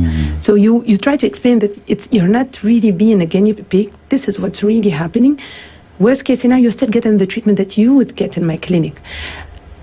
Best case scenario, you will get the newer combination. And we understand the side effects and everything. So we are not even exposing you to at a higher level of side effects. And even something will come up, we know how to take care of it. It's a win-win situation because, like you said, the patient has that, they volunteer, they really want to add value and then to help other people's life change. They really want to participate actively in making things change, number one. Number two, it's such a monitored way of receiving treatment that they feel even comfortable. So initially they don't know how it goes, but then Faith can also share her experience. Initially they don't know how it goes, but then once they are in the trial, they feel so comfortable because every single thing is monitored closely. Now it's also a win-win situation for everyone. Things will evolve, we'll have new data, we'll have new science. But then also some of the patients could have not accessed that, even the standard of care, not even the newer combination, because of a prohibitive cost. Now, being under the clinical trial, everything is paid by the trial. So the scans, the blood test, the side effects, everything is paid by the trial. So sometimes there is even compensation for the transport and the stay if the patients come from another country or from another county. So it's a win-win situation for everyone. And, the ultimate goal and the ultimate aim of a trial is really bigger than, any financial benefit or anything. Also, I think it's time for us to move from just sitting on the corner on the international conferences and then complain that the African population has always been underrepresented. I think it's now time for us to take the lead and then get also our population into those clinical trials, because what we have been doing for many years is applying data from the West on African patients. And recently people realized that our genetic makeup is different. And so many new data are coming up to show that maybe the African response to that drug is different from an Asian response to that drug from a Caucasian. So I think it's time for us also to be proactive on that and then get our own data and then really establish our own medication and our own response and then know our own side effects. Yeah. Faith, how does that make you feel? Because we're talking about 1-point-something billion people in the continent, and with trials to say that you have gone through, that would then make a decision on what would be applied for the Africans pretty much. And that means that you sit at that pedestal of being that change maker that the continent has wanted for a very long time. So from where you sit, how does that make you feel? Pretty much, yeah. So, first of all, when you get the diagnosis, you just want to get better. Yeah. So you're not even thinking, okay. So when you're given this option, for me, I was like, whatever works. But then also I got to, before now treatment started, I got to talk to some of the nurses there, and they were telling me, these trials have been there, but it's so hard to get people to come. So yeah, it's a privilege, really. It is to be there and to see it working. Because at first, when you're starting, you're like, we'll just see if it works. You're praying that it works. So it's really good to experience it. And like Dr. Manel said, it's a very, it's more than the standard care because you really get a lot of attention from everyone, from the nurses to the doctors to the all the tests that you do, and everything's explained. everything's explained step by step. Even if you feel like, sometimes you're going down, at least, they're able to explain because they're always there. So it's really good because, and it would be good to be a success story to show that this works and people should actually try it. And yes, like Dr. Manelli is saying, Kenya should get on board with more people. Right. It will save so many lives. I think it will save so many lives because, we are with other patients there. And of course, you see how they're doing. Okay. And I haven't come across someone who's like not doing well. So yes, I advocate for it very much. So walk us through a trial, Faith, and what exactly that entailed. After having been accepted into a trial, then what happens? What happens when you're accepted? There's the standard chemo that everyone goes through. About 18 rounds. That's about 6 cycles. Then after that, depending on your type of cancer, because they're different, then they put you on the medication. But before that, you've got to do a PET scan, which shows how the chemo responded, whether it responded well or not. Then from there, then they start administering the medication, depending on what you have. For me, I've got like three medications. One, there's a tablet, and there are 2 injections. One, the injection is, I think, 1 every 4 weeks. But different times. So I've got to be at the hospital quite regularly, but less than the chemo time. The effects of these drugs are not as severe as chemo. Definitely. There's so much technology that has gone into medication now that it makes it better. It makes it very, very bearable. I'm back to work, so that has helped a lot. And of course, then in between all these cycles, there are PET scans, CT scans. You have to do an ECG, an echo for the heart exam. You've got to do blood works every other time, and reviews every time I go. I've got to be reviewed so that they can check on the progress to see if the response is good, and if it's not, then what do we do about it? Okay. Are you told before you start the trial of what guarantees or non-guarantees that there will be? Yes. You are. We are told that it is a trial. Definitely, we are told that it is a trial, and we're told about the percentage of survivors who have in other countries had this trial done. So at least we're given that, let me call it kind of an assurance. Because we are still on this journey. So let me call it kind of an assurance. Yes. Okay. So at least by that, you're encouraged to. Okay. And so how long does a trial last? When the prescribed medication comes to an end, or how long do you go through a trial? And then how would, from what you understand, how would you know that a trial or this trial that you're on at the moment is successful? How long? I've done it now for a year. This will be, I'll be finishing, I think, a year in January, because we started the trial in January. The trial starts after the chemo. So I'll be doing till January. We've done now, this is, I think, 17 cycles. Yes. Yeah. And we're still going on. So I think it is determined by the response, right? It is determined by the response. So I can't really tell we'll do it for 2 years or we'll do it for 1.5 years. I think it's from my understanding and from my journey and experience, I think it's determined by. So maybe just to add a comment on that. So usually what happens, like I said, we know that there are those actively recruiting trials, and then we pre-screen patients. So she might come to my clinic and I'm like, she ticked the main criteria for the trial. And then I share with her that, did you hear about the trial happening here? And then I share with her an overview. This is what's happening. She's like, yes, I'm interested.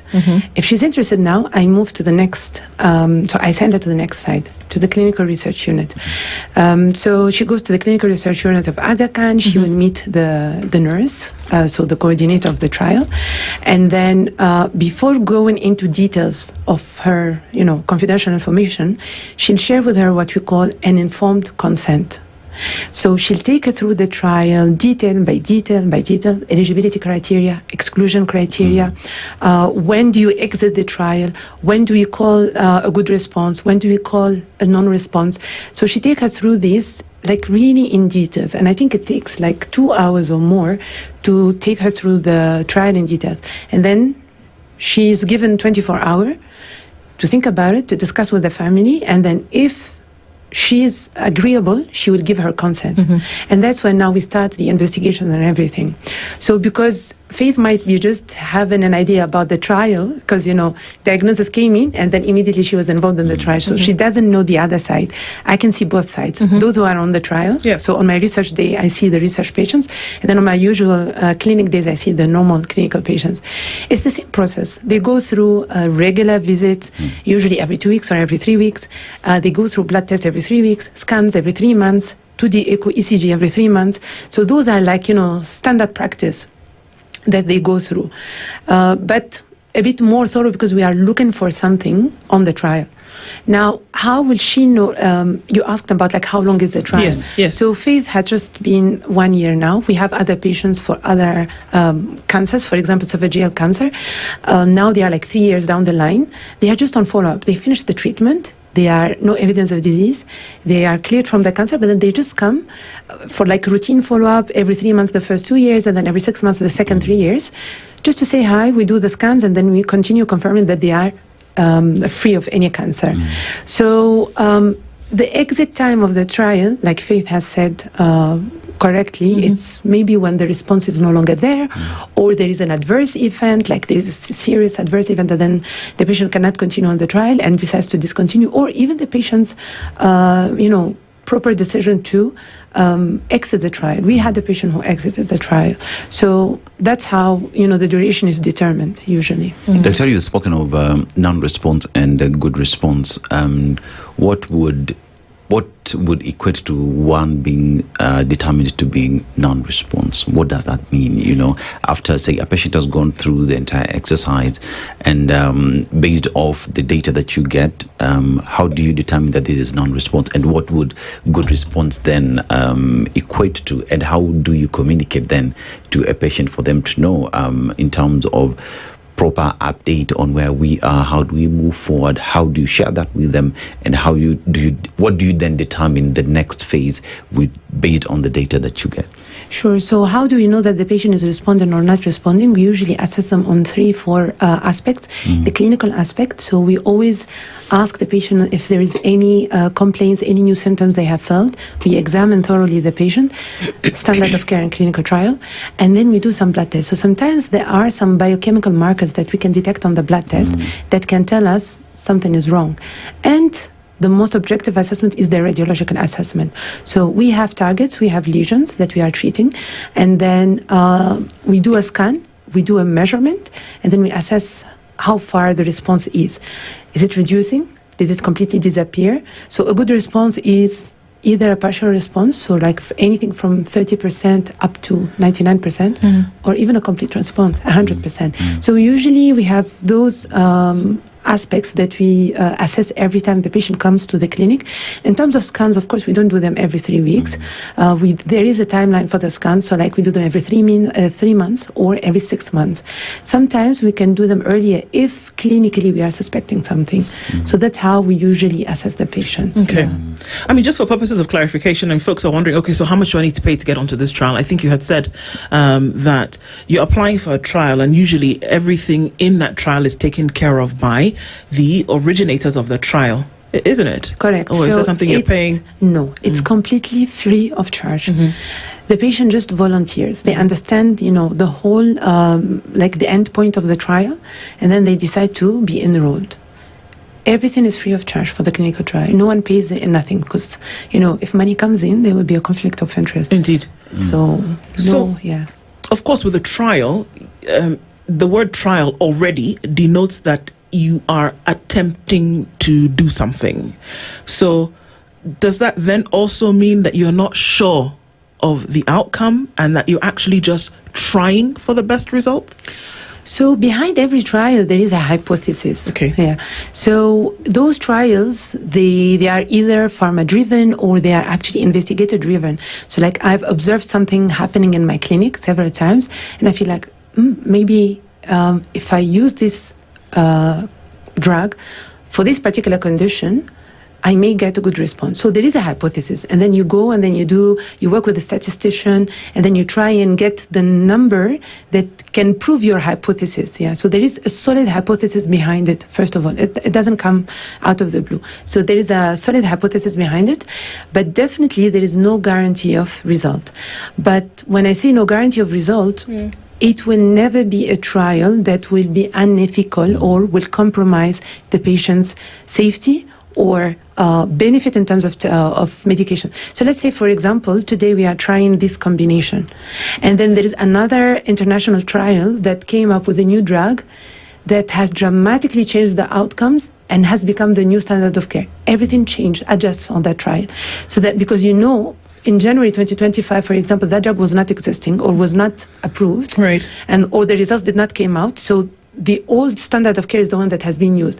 And then by June, and the patient is still the same person on the same trial, by June, everything has changed on an international level. There is a new recommendation. The trial has to adjust to the new standard of care to remain ethical. Yeah, so those are like the minimum ethic requirements for any trial. So there is no breach of any ethic rule. Yeah. Faith, you mentioned something in terms of you have been going through the trials that now you're back to work. That means something is working, So in terms of the standard care, compared to standard care before and the trials that you're going through, what would be your position? That the trials are working as compared to standard? I don't know that compared to standard, but I can speak for the trial. Yes. Yeah. Yes. It's working. I mean, by January I was back to work when I was starting. So of course, not as much as now. Yeah. But yes, I would say that it's working. That because also of the follow-up that there is, and every time you go for follow-up, for checkup and the scans, they actually show you, like, this is how you were doing, and this is how it looks now. This, when you came, this is how you were. They actually show you how dotted I was. Now, at least, this is how it looks. So it's encouraging, and yes, I would really advocate for it. I would urge more people to try it, to be in the trial. Right, to be in the trial. Yeah. That's interesting, as she's mentioned that, because then one would imagine that for something like cancer, which we understand can be financially debilitating, is that many people don't have the adequate resources to take care of the care that is needed around cancer. So do we have more folks than for trials that are available? Is there a line? People are lining up waiting to be approved for trials, or are we not having as many people take it up? No, actually, we are struggling to enroll patients into trial. Really? But, yeah, we were really struggling. So when we had our trials open, like we advertise everywhere. We do not miss any educational forum to mention that, please, we have this trial happening. And then, when you share the information, like, for example, we have immunotherapy, and at that time, immunotherapy, so for another type of cancer, there was immunotherapy available. One cycle of immunotherapy is about 4,000 USDs. Yeah, 4,000 USDs, and it has to be done either every 2 weeks or every 3 weeks. And esophageal cancer is really like in the top 5 cancers in Kenya. It's really a health issue, and it's quite like we have the numbers. When you compare us to other parts of the world, we have the highest numbers of esophageal cancer. So we should be driving the data, basically. So we need to understand what's happening in Kenya to have these high number of esophageal cancer, and what if they get the benefit of the opportunity to benefit from immunotherapy. So those patients, just as an example, they received a full year of immunotherapy. So like you can count, so let's say 500,000 Kenya shillings times 18. And esophageal cancer, it comes mainly, it doesn't really come from, the cities. It comes from rural areas. So those patients could have never benefited from immunotherapy if the trial wasn't there. And I'm so happy and proud to see them up to today, 3 years down the line, still alive, doing well, cancer-free, and coming just, to say, hi, we are okay, we do the scan, they are clear. Right. Yeah. Okay. Faith, what would you say is the reason why Kenyans don't want to show up for these trials? So it's big because we live in a society that stereotypes do exist. Why are you going there? Are you sure? So there is also mis and disinformation that does exist with these trials. Why are you why are you going for trials yet we do not have results? Yet that's exactly why we need trials to happen, so that we have information that will help us make better decisions. So how then would you advise us as Kenyans to jump on these opportunities so that we be the change makers that we want to be in, and as well government position in terms of encouraging and pushing these conversations to be front and center? First, like you've said, people don't know. I think many people don't know. Even when I started, I didn't know. But then I got to know. So there's that. And even when I tell people, they're like, you're sure about that? You want to do? Like, yeah. So how is it going? They're like, then they see it's going on well. So there's that. And then I think people don't share. Yeah, many people don't want to say that this is what I'm doing and this is how I got there. There's that. And then there's also the fact you've talked about us as Kenyans and our leaders. Yeah, they need to talk about it. Yeah, once they talk about it, at least people will know that this is happening and they need to be enrollment. Yeah, of course, I hope I don't get in trouble for this, but there's also interest, with the other side. So, but this would benefit so many people if they got to know, especially, not just in the rural, even in the city, people can't afford it, but they would get so much help if they got to know more about it. That's if we shared that this is what it is, and then also if it's just put out there that this is there and you should come for it. Yeah, but and we can be real, Faith and Dr., isn't it? Because when we hear trials and we hear clinical trials, for a lot of people, the first thing that comes into your mind is mice in a lab. It's true.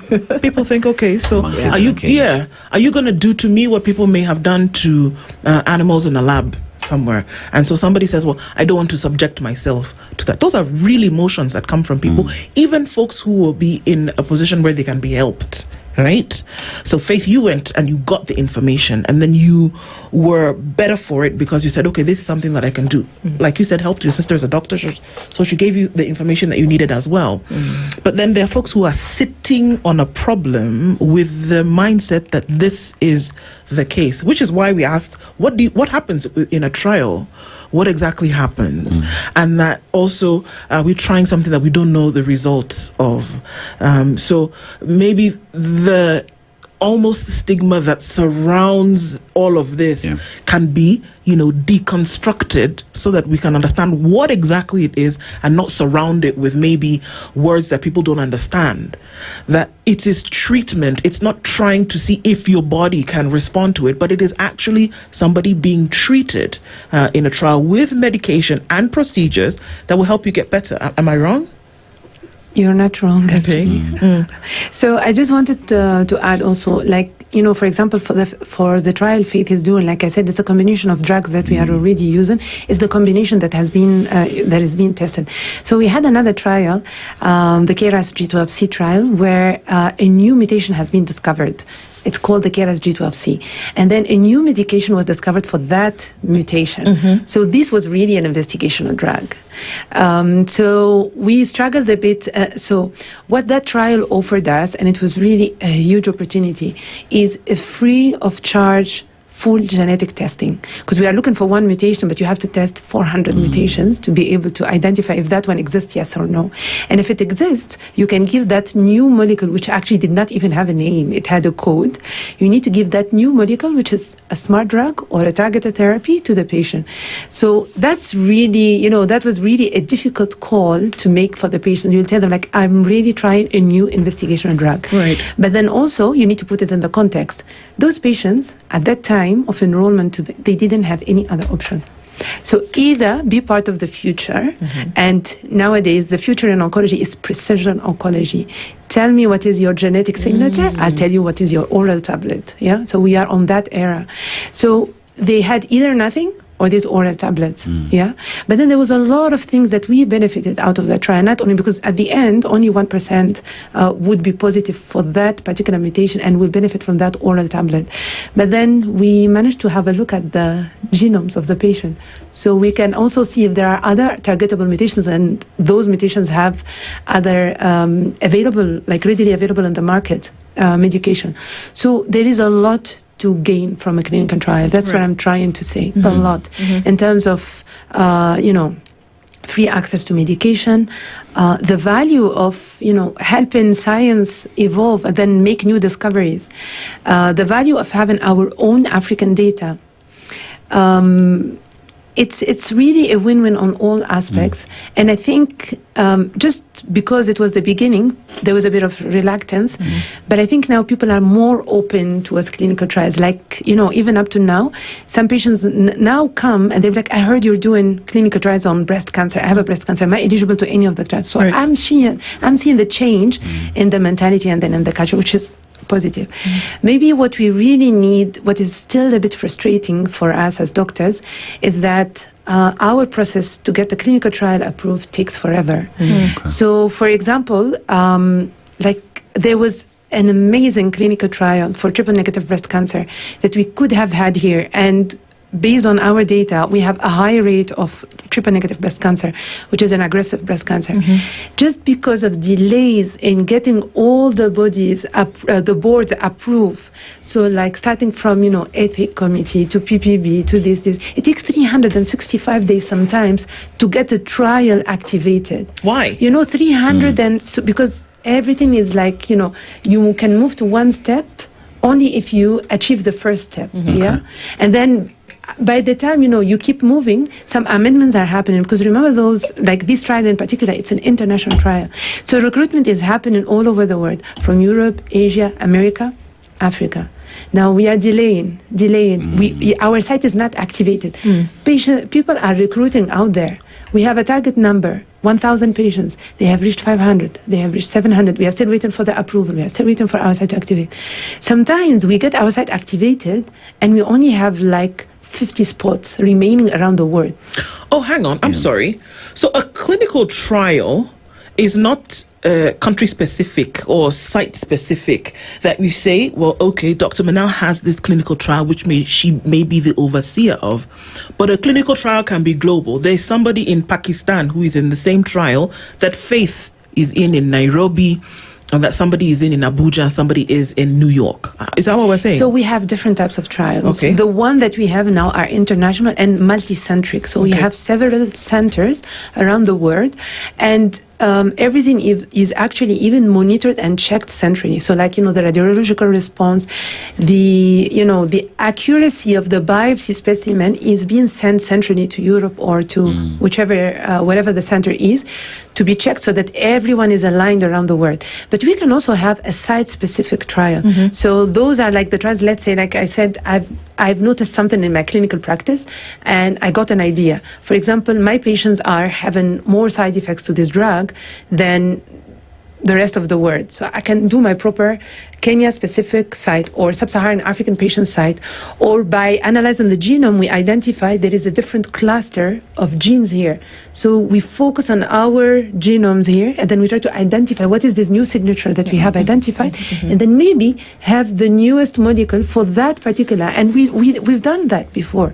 So Prof. Sally had, at Aga Khan, we have analyzed the genome of triple-negative breast cancer, Black Kenyan, and we compared them to Caucasian, so like white American, and Black American. There was a different transcriptome that was picked up on the Kenyan Bantu genes. So that one needs more, we need to look at it. We need to analyze what is this new signature. Maybe it's the one driving now. I've mentioned earlier that we had a high rate of triple-negative breast cancer. Maybe that's the one behind the high rate. Maybe it's something that we can target. So we really need to be more involved in research to be able to also identify our own signatures and then fulfill our own needs. Yeah, but for the one, for example, Faith is on the trial. It's an international multi-centric trial. Yeah. So people are recruiting from all over the world. Dr. You mentioned something that is critical in terms of having an African data center, pretty much, that would help us that would come up with policies that would help us treat our patients, the sick, and give them the proper care that they do need. That it does not make sense that a clinical trial that would benefit millions is taking a whole year, while others are moving forward. So are we having discussions with government? Are we having discussions with policymakers in terms of shortening the time period to make it easier for these clinical trials to take place? As well as, how critical would it be for the African continent, for Kenya to have their own data that then determines the kind of policies that are put in place? And you as a patient as well, how would that be a game changer in terms of knowing this is the data that is helping the country come up with policies that benefit the citizenry? Yeah, so there is a lot of advocacy coming from, the doctors, the researchers, and there is also will from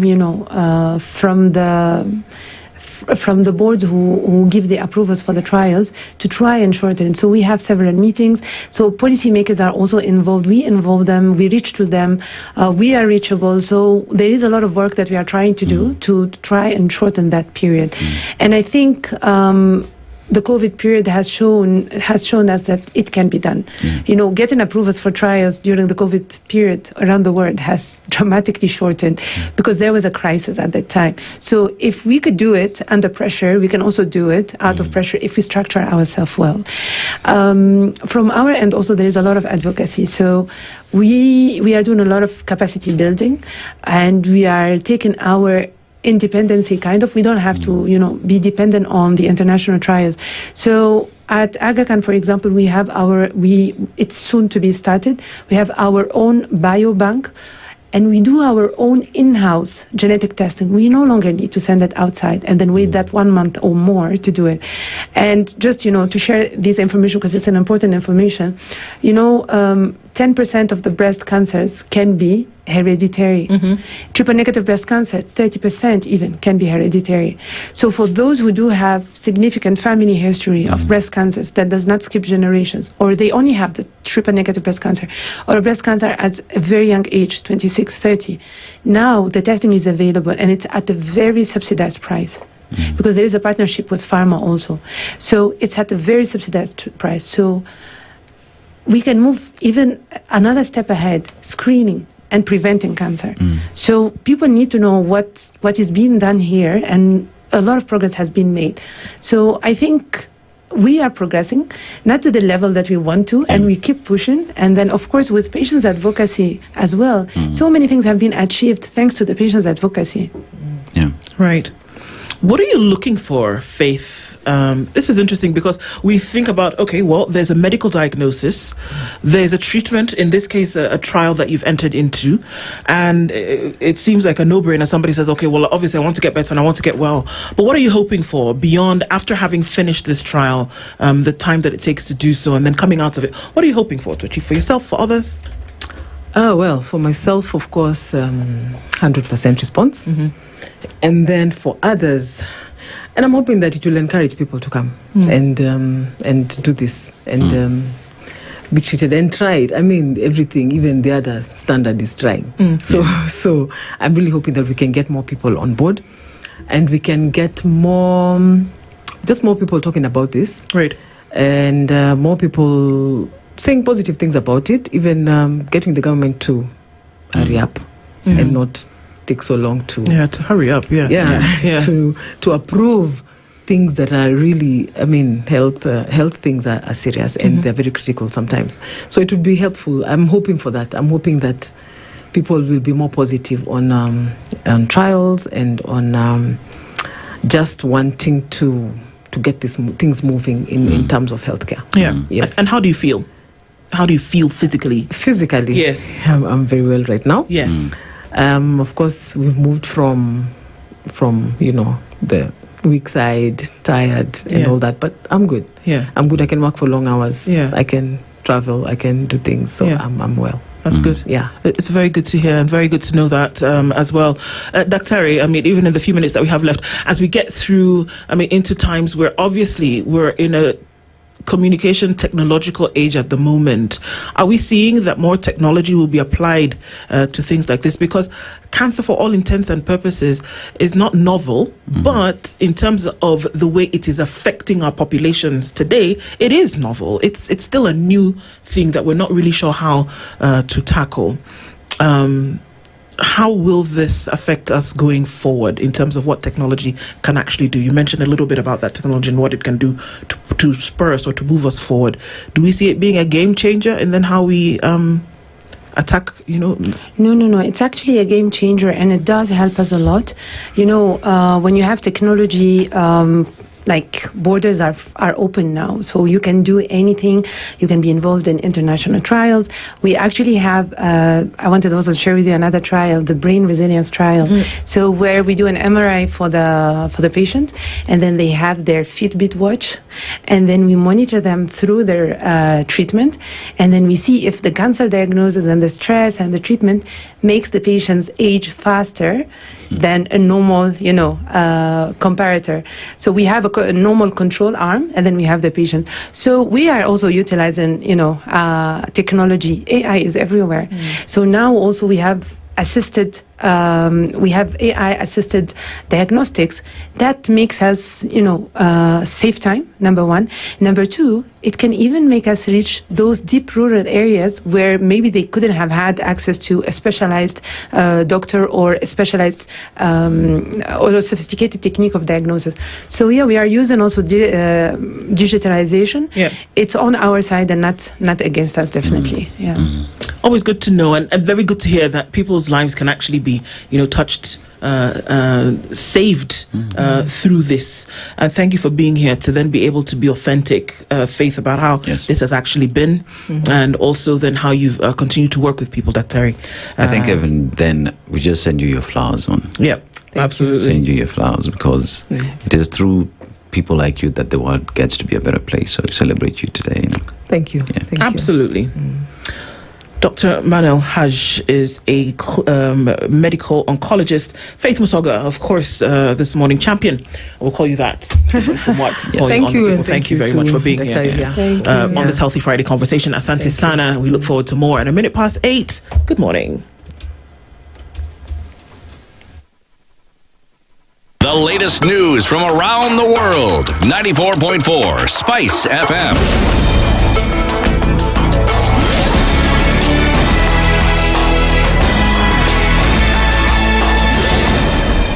Good morning. This is the Newswire. I'm Edwin Lisamira.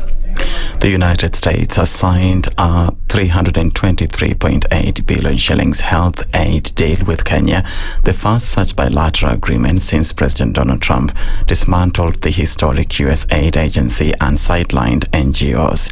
Trump administration officials said the agreement would be the first in a series of agreements with developing countries' governments, which will be asked to share the bill and cooperate with Washington on other priorities. Here's U.S. Secretary of State Marco Rubio. We are not going to spend billions of dollars funding the NGO industrial complex while close and important partners like Kenya are either have no role to play or have very little influence over how healthcare money is being spent. Bottom line is, if you want to help a country, work with that country, not work with a third party that imposes things on that country. We hope to sign many of these in the days to come. But the first one we're going to sign is with Kenya. And the reason why is twofold. Number one, because of our close partnership. Number two, because they are they have stable and strong institutions, both in government and in the healthcare sector. Under the agreement, the U.S. will provide $1.6 billion over the next 5 years to Kenya to work on health issues, including combating HIV and AIDS and malaria and preventing polio. Kenya will contribute another $850 million with an agreement to take on more responsibility gradually.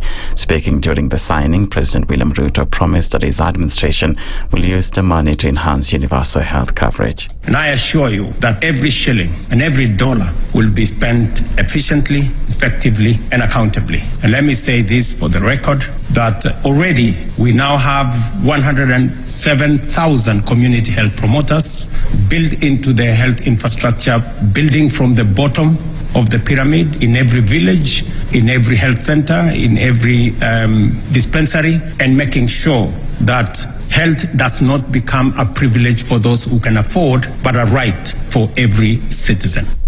First Lady Rachel Ruto has issued one of the strongest calls yet for Africa to end preventable HIV infections in newborns, telling a gathering of African First Ladies that the continent cannot afford another generation born with a virus they had no power over.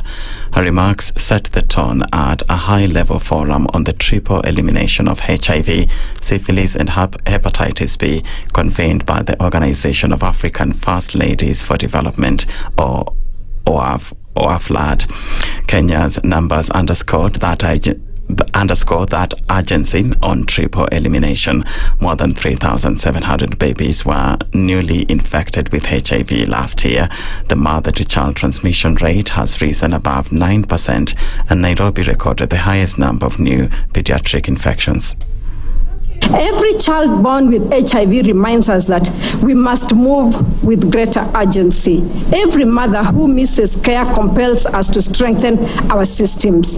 Former OAFLAD President and former First Lady of Namibia, Her Excellency Monica Gengos, captured this truth when she said, ending AIDS is not about statistics. It is about dignity, justice, and the value of every African life. Her words still guide us today. The First Lady also highlighted actions she is taking through OAFLAD and other partners to reduce gender-based violence, prevent teenage pregnancies, and lower new HIV infections among adolescent girls. She pointed to recent cultural shifts, including declarations by Kajiado and Narok counties committing to end FGM and child marriage, long-standing contributors to girls' vulnerability to HIV. This work happens in schools, in communities, through mentorship, and through strong health systems. When we protect a girl, we protect a family. When we empower a mother, we strengthen a nation. Ladies and gentlemen, our progress is tied to our partnerships. I acknowledge UNAIDS, World Health Organization, UNICEF, and all community organizations working with us. President Vladimir Putin has warned again that Ukrainian troops must withdraw from Ukraine's eastern Donbas region or Russia will seize it, rejecting any compromise over how to end the war in Ukraine. Ukrainian President Volodymyr Zelensky has ruled out ceding territory. Putin's comments come after President Donald Trump said his negotiators discussing a U.S. peace plan believed Russia's leader would like to end the war after Tuesday's talks in Moscow. Trump's envoy Steve Witkoff, who was in Moscow, is due to meet Ukraine's team in Florida. That's the Newswire. I'm Edwin Lisamira.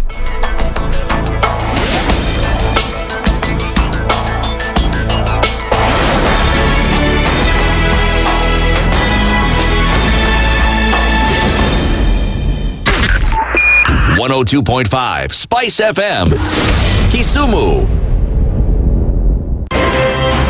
Good morning, and I love your show. Thank you. Having come from a Kikuyu radio background, I migrated to Spice because of the content. I was born in a slum, but somehow I got a break in life. So sometimes when you see the sweating coming out because of the passion and whatever it is, behind the noise, there are people. And we share the same umbilical cord. It shouldn't be like that. I am so disappointed. We used to tell Honorable Raila Amolo Odinga that he's doing police of conmanship. And even President Uhuru Kenyatta, serikali hii ndio iko na conmanship ya hali ya juu. You cannot promise people that you reduce tax, then you double. In politics, there is the issue of trust. For you to turn around and then stab the same people who gave you that trust, there is no other level of dishonesty. Imabo, utaona dunia tu. The Situation Room, Kenya's biggest conversation. One of the things that are ailing our country is negative ethnicity. You find you as a state officer, instead of thinking as a Kenyan, you think like a tribal person. Let me tell you something. The biggest problem we have had in this country is a leadership deficit. There is nothing that you are going to do in the process of change if you are not a risk taker. So you really have to pursue your vision to a logical conclusion and even be ready to step on people's toes. When it comes to the economy, you can run away with it. They say statistics are like bikinis. They reveal a lot, but they conceal the vitals. And so government people would throw statistics at you and tell you they're revealing a lot of information to you, but it's really concealing the real vitals. We need to get out of that, because when we want to grow our democracy, one basic thing that really requires to be understood by the political class, by all of us, is institutions are critical. This is the Situation Room, the only way to start your day. In this country, 6 families and 8,000 Kenyans control 90% of the GDP. We are not a country. We are a plantation. We work for Ruto. When you're telling the judges court orders are papers or they will not obey court orders, they're sitting and you're seeking orders from them. So how are they supposed to interpret it? Isn't it an oxymoron? When you see a judiciary that seems to be under some control somewhere, you start questioning. We have very powerful governors, but they don't use their offices to serve the people. If you are not shameful to do what you are doing, why should we protect you? I'm human. Everybody's human. So when you're told, kuja tuongee, I mean, you'd be a fool to say, stagi kuongea. Conversations have to be had, you know? People in leadership should only go into leadership if they are ready and willing to change the lot of the people. The Situation Room, Kenya's biggest conversation.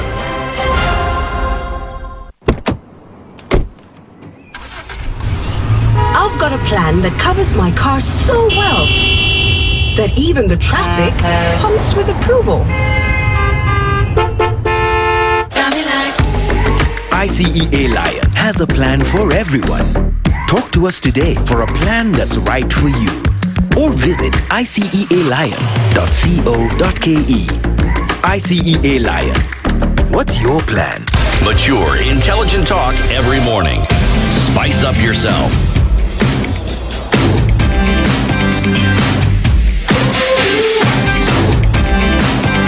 Mornings done right. 94.4 Spice FM, Nairobi.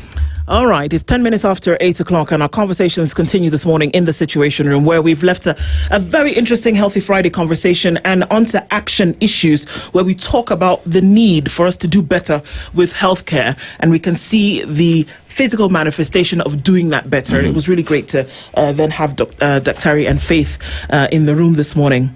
So then I have to ask you, what's your plan? What are you planning for as you get into the future? And then, you know, we welcome back where we talk about and we see a lot of us are out there killing it, doing things and saying, you know, achieving and scaling these heights, one to the next. And sometimes you sit there and you say to yourself, when will it be me? God, remember me. When will it be me? Well, okay.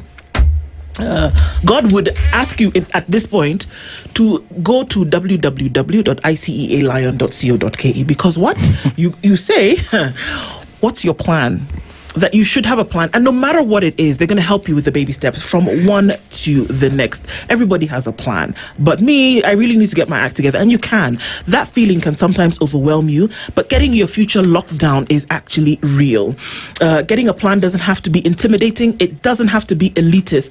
That's why we're talking about ICEA Lion. They're cutting through the noise and making financial planning relatable, whether you're just starting out or looking to secure a comfortable retirement.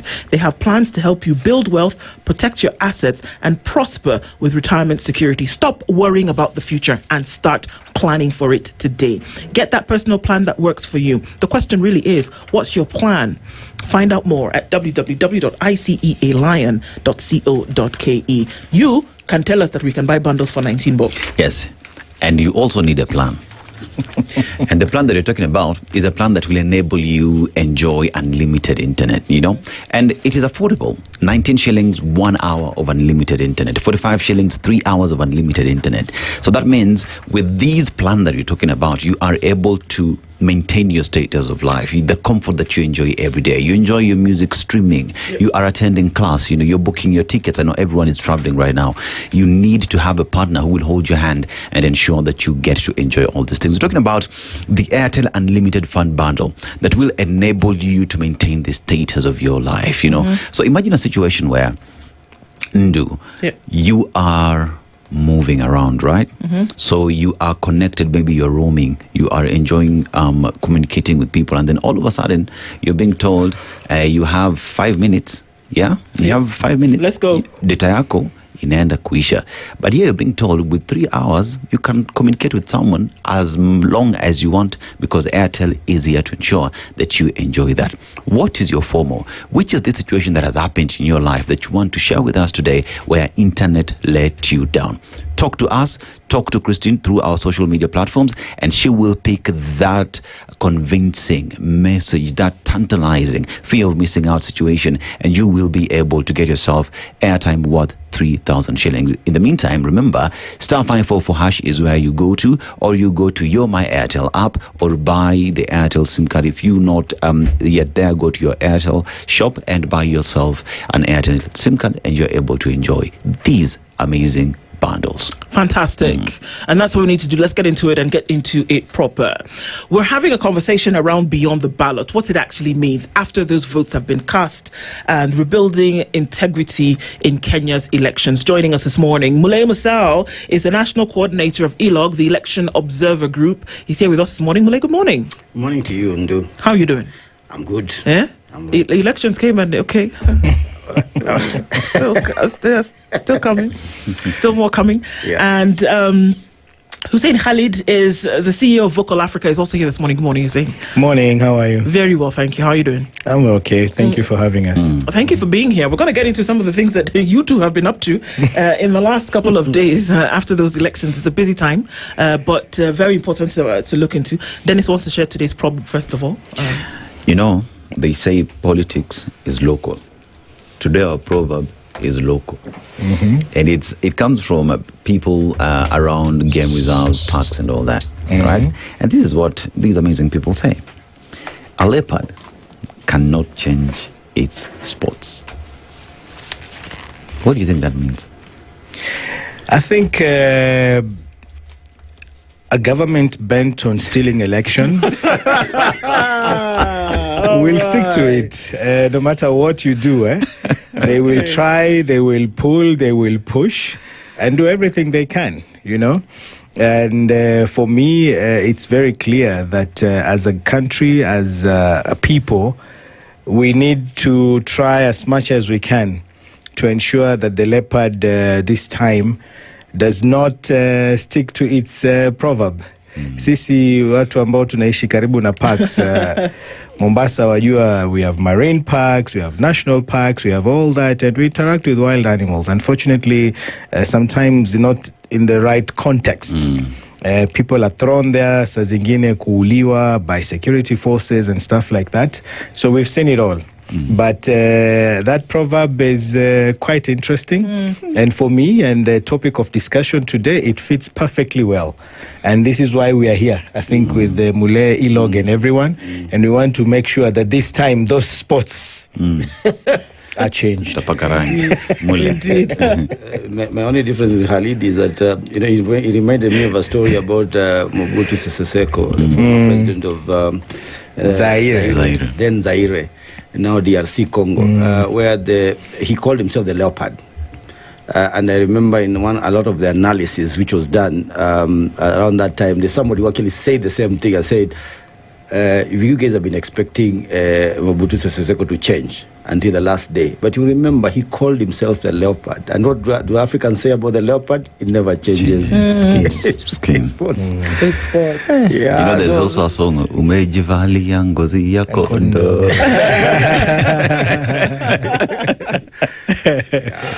So we may be expecting perhaps too much. But we still have to, as Khalid says, I think we still have to make our case. Indeed. For how things must change. So we're saying that there is a case and that things must change. Well, let's start from an observatory point of view. We know that ELOG released an observation report on Wednesday in terms of what was seen. And for all because we read it, for all intents and purposes, you told us that what you saw in this election was a skeleton of the IEBC performance, but there was no flesh, blood, veins, or vessels. Well, one of the things, first a correction that we issued a final statement. Final statement, not a report. Not a report, Okay. because we got to give the report. And that report will be more specific. Okay. Because we got to go to the incidences themselves, where we can be able to report from from Malava, from Magarini, everywhere. You know, we need to give the details because people need to know. Where we name names and so forth. Yeah. So for me, what we said and in that report was that we say that IBC punched way below their weight. It's an independent commission. It's been given the powers to be able to run and manage our elections. Yeah. And they go through public vetting. These are some of these officers, people who are very good, have a lot of experience. Some of them are very good election experts. Kenyans have entrusted that body, or at least an independent agency called IBC, with all the powers, protections, and everything to run those elections. So when they don't do that, or when they do it to some extent, and then they leave out some glaring issues, like overall management and control of the entire electoral process. The police who go to IBC, for instance, are delegated to them, are given to them for purposes of control. They are under the direction of IBC. IBC assumes authority over the police and the security forces that come towards addressing issues to do with security, or trying to control security, providing security and ensuring there's a peaceful environment. So it is still the duty of IBC to ensure that there is peace. Yes, it is a police directly, but they are under the command of IBC at the time that we are conducting an election. And so when we see this violence across the country, we see people dying for the sake of an election. In 2017, when IEBC believed that there were some areas of the country which are so hostile and so volatile that they could not conduct credible elections, they suspended those elections. Remember the ones you remember the presidential rerun? Yes. Yeah.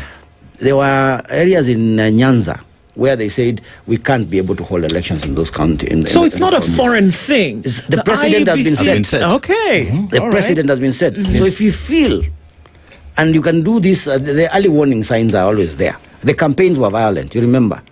So if you're ready to able to determine beforehand that these elections are going to create a situation where somebody is going to die, or somebody is going to lose their life, or property is going to be destroyed, or they'll not died, or people are not going to be allowed to go to the polling stations because there is fear, the tension in the environment, then you can call off those elections, or you can disqualify those candidates. I don't think it is enough to find them. These people they amass a lot of money. Anybody who wants to run these elections in Kenya has a minimum of 20 million somewhere. I mean, we have seen from studies that you have to have a lot of money. So when you find them really 1 million shillings, I don't think that's... Therefore, Khalid, that's enough. Based off what Mule has just painted, Kenyans are not asking for much when they ask IEBC to just play by the rules, that in an event where Kenyans have died, it does not make sense that you hold an election in a constituency where people are busy working around burying their kin. Yes. It does not make sense when you hold an election in an area where people were beaten overnight and are unable to come out to exercise their constitutional right. Kenyans are not asking for much. They're just asking for you to play by the rules. Exactly. And as my brother Mule has said, there's a reason why Kenyans and, the framers of the Constitution decided to name this institution with the first word being independent. We could have called it Electoral and Boundaries Commission. We could have called it an Electoral Commission and all that. But they were clear that this has, because a lot of, like almost everything in the country, elections are extremely important. So it is important that the agency that deals with elections is absolutely independent. When decisions are made, and those decisions are made with, people behind you pushing you to make those decisions, it really, really, really erodes the trust. The biggest problem Kenyans have, the reason why we have so many checks and balances in our elections, is because of that mistrust. Here is an institution that has been given the independence, also to speak, to ensure elections are free and fair. And then you see, blatant violation of electoral laws, blatant violations of regulations, electoral regulations and rules, and then you do absolutely nothing. How do you have cabinet secretaries, politicians inside a polling station, campaigning on polling day? Going even inside, those polling stations, a politician filling in a form saying she's an observer. How can a sitting politician, a woman representative, fill in a form as an observer? That's not possible. The best you can be is an agent. And you have IEBC there. You have the returning officer. As Mule has said, you have total control of the police. During elections, police do not follow their usual command. They follow orders from the IEBC. So you have all these facilities, you have all these resources at your disposal, and then you do absolutely nothing. How do we allow public servants, a speaker, a cabinet secretary, you're supposed to be working for every Kenyan, yet you're going out there engaging in partisan politics, using resources from the government. You're going there with government vehicles to campaign for a candidate. So you have all this, and then you call yourself Independent Electoral and Boundaries Commission, and you do absolutely nothing about this. This is why we are angry. And we're saying, if we don't take the necessary steps now, if we don't rein in on these politicians and these institutions that are supposed to be doing their job, we will be the ones to suffer even worse come 2027. That's why we must shout now. That's why we must scream at the top of our voices, because we are looking at 2027. And if these practices are allowed, to proceed unchecked, then we will have ourselves to blame come 2027. It's interesting because we did pose this question to the IEBC just a couple of few days ago, and just to be able to get a response from both of you, is that one of the things that they said is, well, you can't say we've not done anything. We've condemned in the highest terms possible the violence that we saw. We condemned and we urge and encourage the politicians to, conduct themselves, and civil servants to conduct themselves with decorum. Is condemnation and encouragement enough in terms of action, Mule? I don't know if do you remember when that statement was released? Which one specifically? That particular one on condemnation. He said it here where Halil is sitting this morning. He sat here on Tuesday, Monday. No. It was yes. What I'm saying is, do you know when it was released? Yes. But do you know when it was released? Oh, right. Yes. It was released around 5. Yes. On the day of that election. Yes. Did we have a campaign period which was violent? Yes. Did we have an election eve which was very violent? Yes. Did we have an entire day of running battles? Why would we want to condemn violence at the end of the day, after the fact, basically? Yeah. So I think they fell short of the expectations in terms of what they ought to have done, and that's why I said these are things which need to be preempted.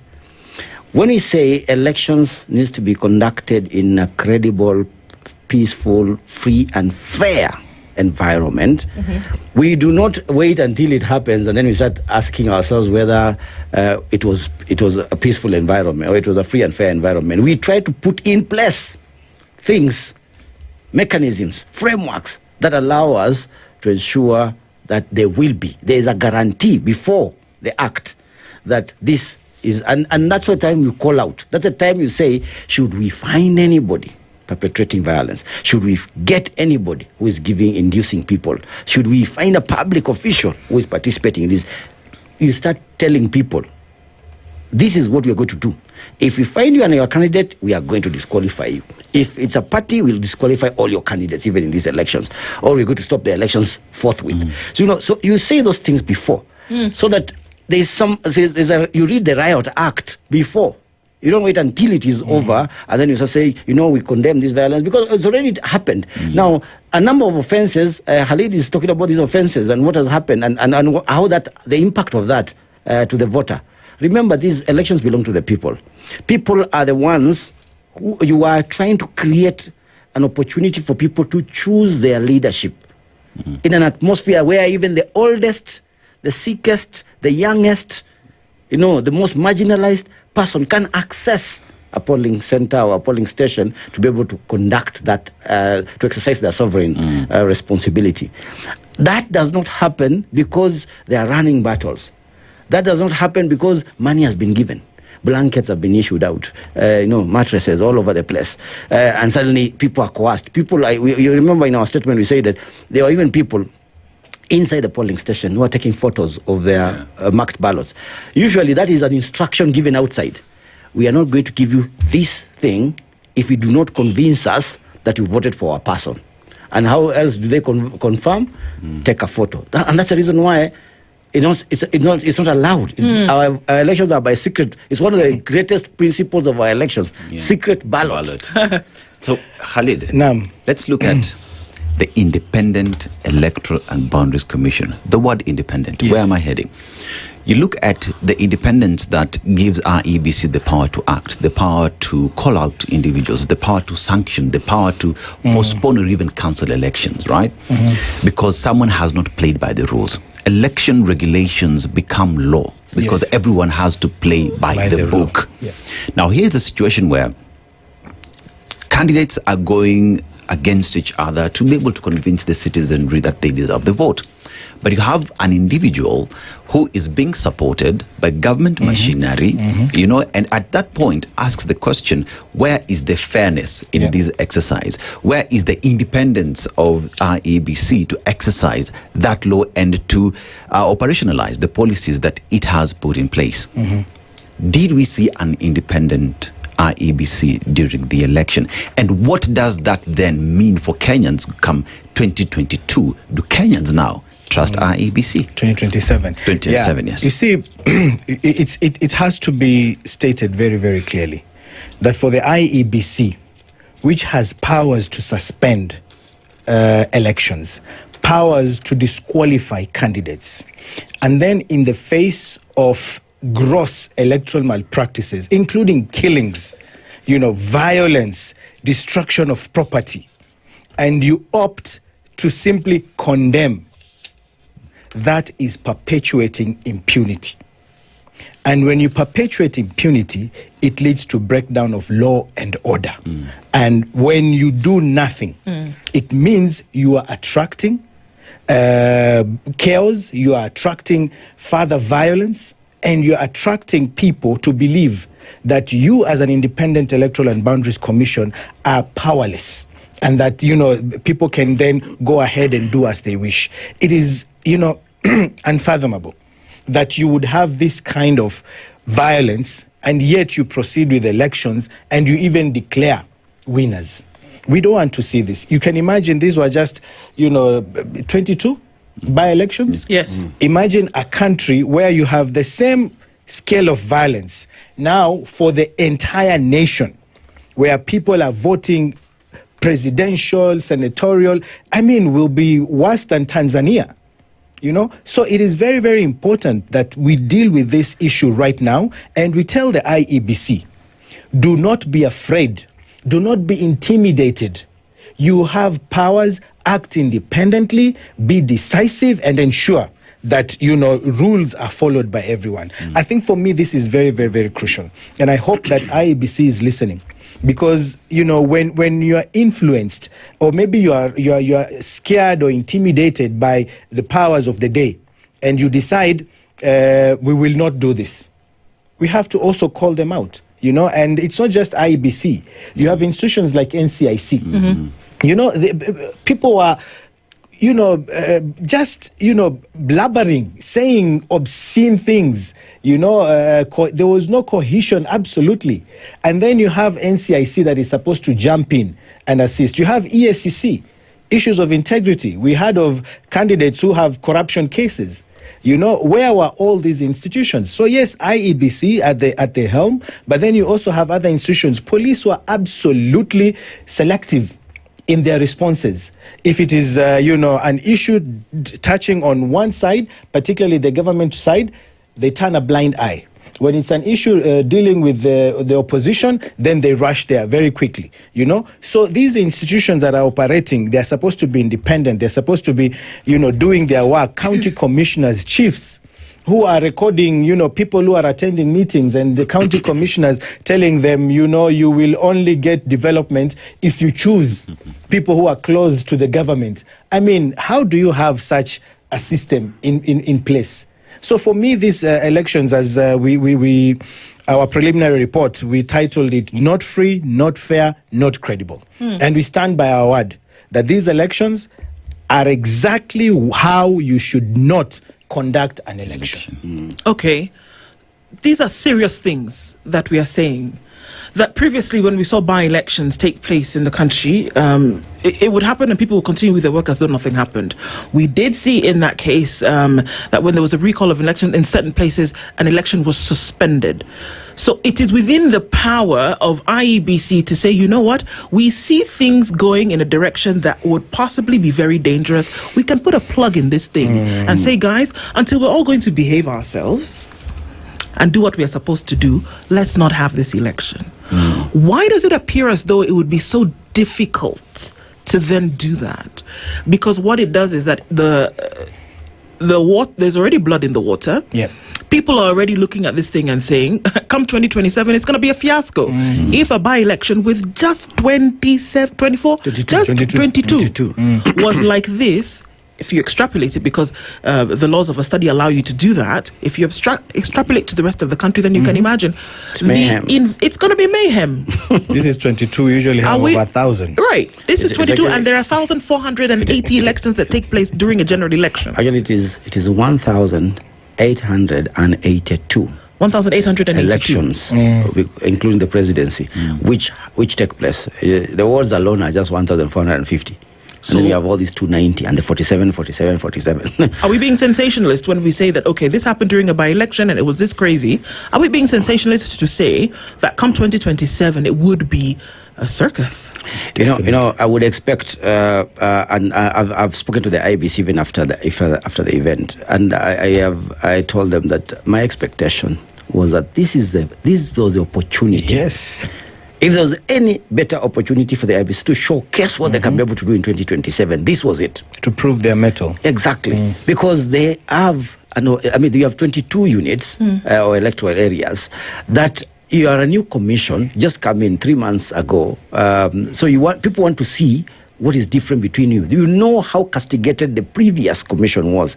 Remember, I was laughing because when they hardly had they been in office for about 1 week or 2 weeks, a survey came out, and that survey said that people have no confidence in the IEBC. And I remember we were all laughing, saying these guys have just been there for 1 week. Of course, the commission, but the people have no confidence in the IEBC. Of course, it was because there was still some. It was a laggard from the previous the commission, because people just don't have confidence in the way elections have been managed in this country for some time. But, when that is also adjudged to be an issue with the current commission, even before they sit on their seats, it becomes an issue. Now, you want to prove yourself. That's what I'm saying. You now want to prove yourself and tell people you are wrong. We are new people. Yeah. We are going to do these things very differently. We'll be very meticulous in our planning and ensure that these elections will be conducted in a free and fair way. I want to remind you that when one of the former commissioners of IEBC, Isaac Hassan, when he came into office, he was leading an interim boundaries commission, election and boundaries commission. He took the opportunity of by-elections which happened before it was formalized to IEBC to even initiate things like live transmission of results. He took the opportunity of by-elections, and I thought that was a beautiful thing, because he took that to say, let's pilot the idea of having a screen at every polling tallying center, constituent tallying center, for people to track and follow the results as they come in. That was beautiful, and that is the opportunity that this commission also had. You want to showcase a commission which is new, which knows what it's doing, and which is preparing, remember, again, trend analysis, transition elections, where the incumbent is coming for a second term, historically in this country has been the most contested election. Yes. 2007, that's when there was a fight when Kibaki wanted Second term. Second term. Remember second term for Uhuru Kenyatta? 2017. Exactly. Now we are 2027. So we are coming, if we are going to follow history and the trends of our elections, this one is going to be highly contested. Now you want to use the opportunity as the manager of the elections to stamp down your authority and to ensure nothing untoward happens. But that did not happen. So it was a lost opportunity in my view. And as our lead says, it sets us up for a very interesting pre-election environment between now and 2027, because there will be enough people who will be saying, we are not so sure whether these guys are going to really be in charge in 2027. You've spoken of a meticulous process, but meticulosity. Oh, okay. was it witnessed? That's a subject for another day. But you see, even then, there is the aspect of multi-agency approach in handling elections. So you have the IEBC, you have the EACC, you have the police, you have the ODPP, NCIC, everybody who comes in to ensure that these elections don't leave out the political parties. And political parties as well. Everyone has to play by the rules, right? But here's a question where there is a report, EACC has given a report, says these individuals should not, But we pose the question here to IEBC. And there is a self-declaration form that one has to present before IEBC. And there is a stamp from EACC and everything. And one would have hoped that because it is Aseto, the candidate, that has brought this form, that one would just pick the form, because we are in a multi-agency setup, that I'll pick up the call and say, Halid from EACC, how are you? This individual has come here. Have you cleared them? NCIC, do they have a case behind them? ODPP, But we only depend on that form that has been presented to us to say this individual is clear to run. Only for later to be told that I am not aware that there is a case against this individual. Perhaps that is a step that ought to have been taken earlier. Because at the end of the day, who does IEBC want to give to Kenyans to run them? Someone who's clean. It is IEBC's prerogative to ensure that the person who is running for office, Nimsafi Kamapamba, Raila Odinga used to say that.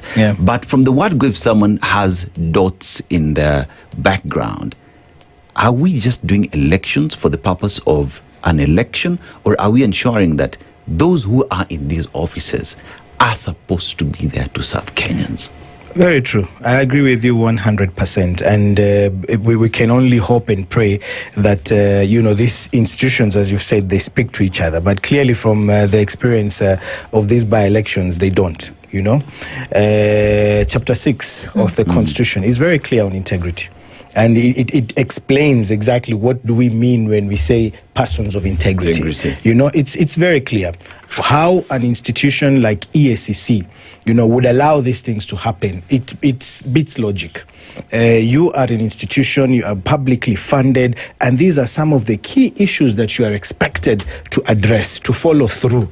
And when people come out and they present these facts and they say 1, 2, 3, you expect an institution like EACC to jump in. That's why we were, very clear in our preliminary report that EACC has failed Kenyans, not just on issues of ensuring people are scrutinized, that they are corruption-free and all that, but also when public resources are used in an election.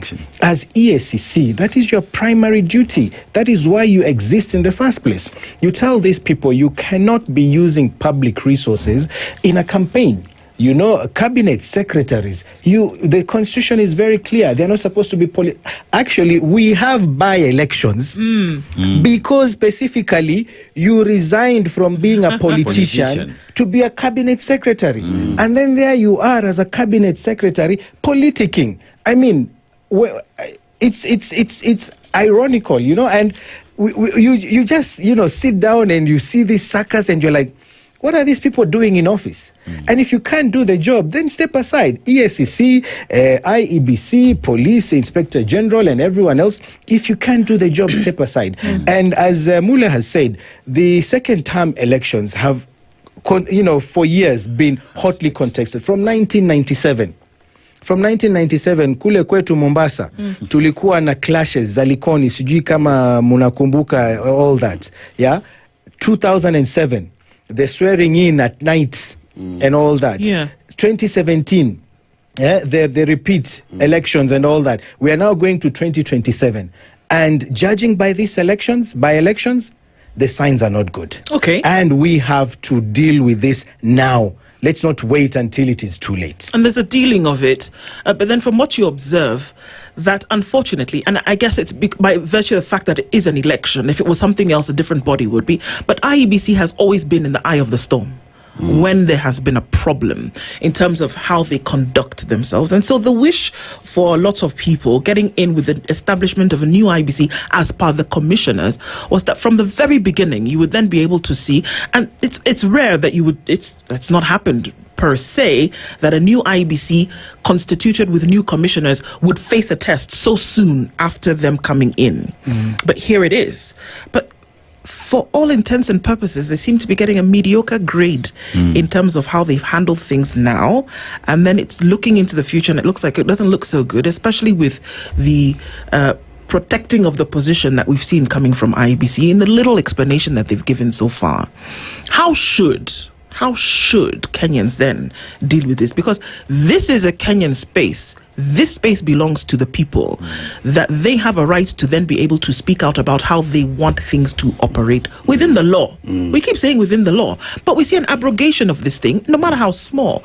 Breaking the law, whether you do it a little bit or a lot, you're breaking the law. It's breaking the law. Right. So how do we then start to curate that space, looking towards a solution where Kenyans are saying this is what we want? Do we speak out? Do we say no? Do we petition the courts? Do we say absolutely not, but watching everything you do? Let's not even start talking about voter registration, because that's a whole another kettle of fish in terms of how many people are going to start voting tomorrow. What do we do? I think before you even come to what we do, I need to say that I don't want you to pass IBC with this illusion that they came in, they were new, they were facing a by-election too soon in their office. No, because first, where are elections conducted?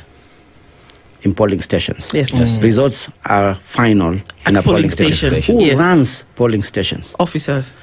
Of Agents IEBC. of IEBC. But who is even the man in control or the woman in control of the local election? Is the returning officer at the constituency level? Yes. Are those new? No. So there goes the issue of newness. There's nothing about newness in there. Here is just a talk of policy level new board. Who when they expressed their interest to become commissioners, knew what was at stake. Knew that the country was yearning for a very strong commission. Okay, so all they needed to give was posture. And I remember in our first meeting with them, civil society, we told them that the greatest issue that you're going to have to deal with first and foremost is going to be a posture issue. What posture do you give to the people of Kenya to start having confidence in terms of how you handle any issue which will come to you, whether it was the voter registration which started or the by-elections which are coming? And we even told them the things which are on their way. We knew the voter registration was on their way. We knew that the by-elections are on their way. Electoral reforms, the NADCO bills are still in Parliament. It's supposed to be IBC pushing for those reforms. In one of those NADCO bills, they talk about legal reforms having a cutoff point, which is 18 months to an election. 18 months to an election is February next year. So if that is not top on your agenda as you're coming to the office and saying, how to improve elections is okay to conduct these reforms, because there have been proposals, our leaders given proposals, I've given proposals, Kenyans have given proposals about how we can be able to improve our elections. Some of them are contained in those bills in Parliament. Do you want to push for those so that we have a better operating environment as far as our elections are concerned? So it is a posture problem. If they are not, and that posture does not require experience. Posture is just you and the chair. Stand up, speak, and tell Kenyans. At some point there was this former election commissioner of Kenya, Kivuitu, who passed on some years ago. One of the things I loved, he ended up, of course, bungling the thing in his commission. But I loved his posture. in the fact that you could tell politicians off and say, okay, you want us to meet us? By the way, I'm going to run the commission inside here, but if you want me and you to meet man to man, we can always go to the street and fight. I like that posture. And I've seen a number of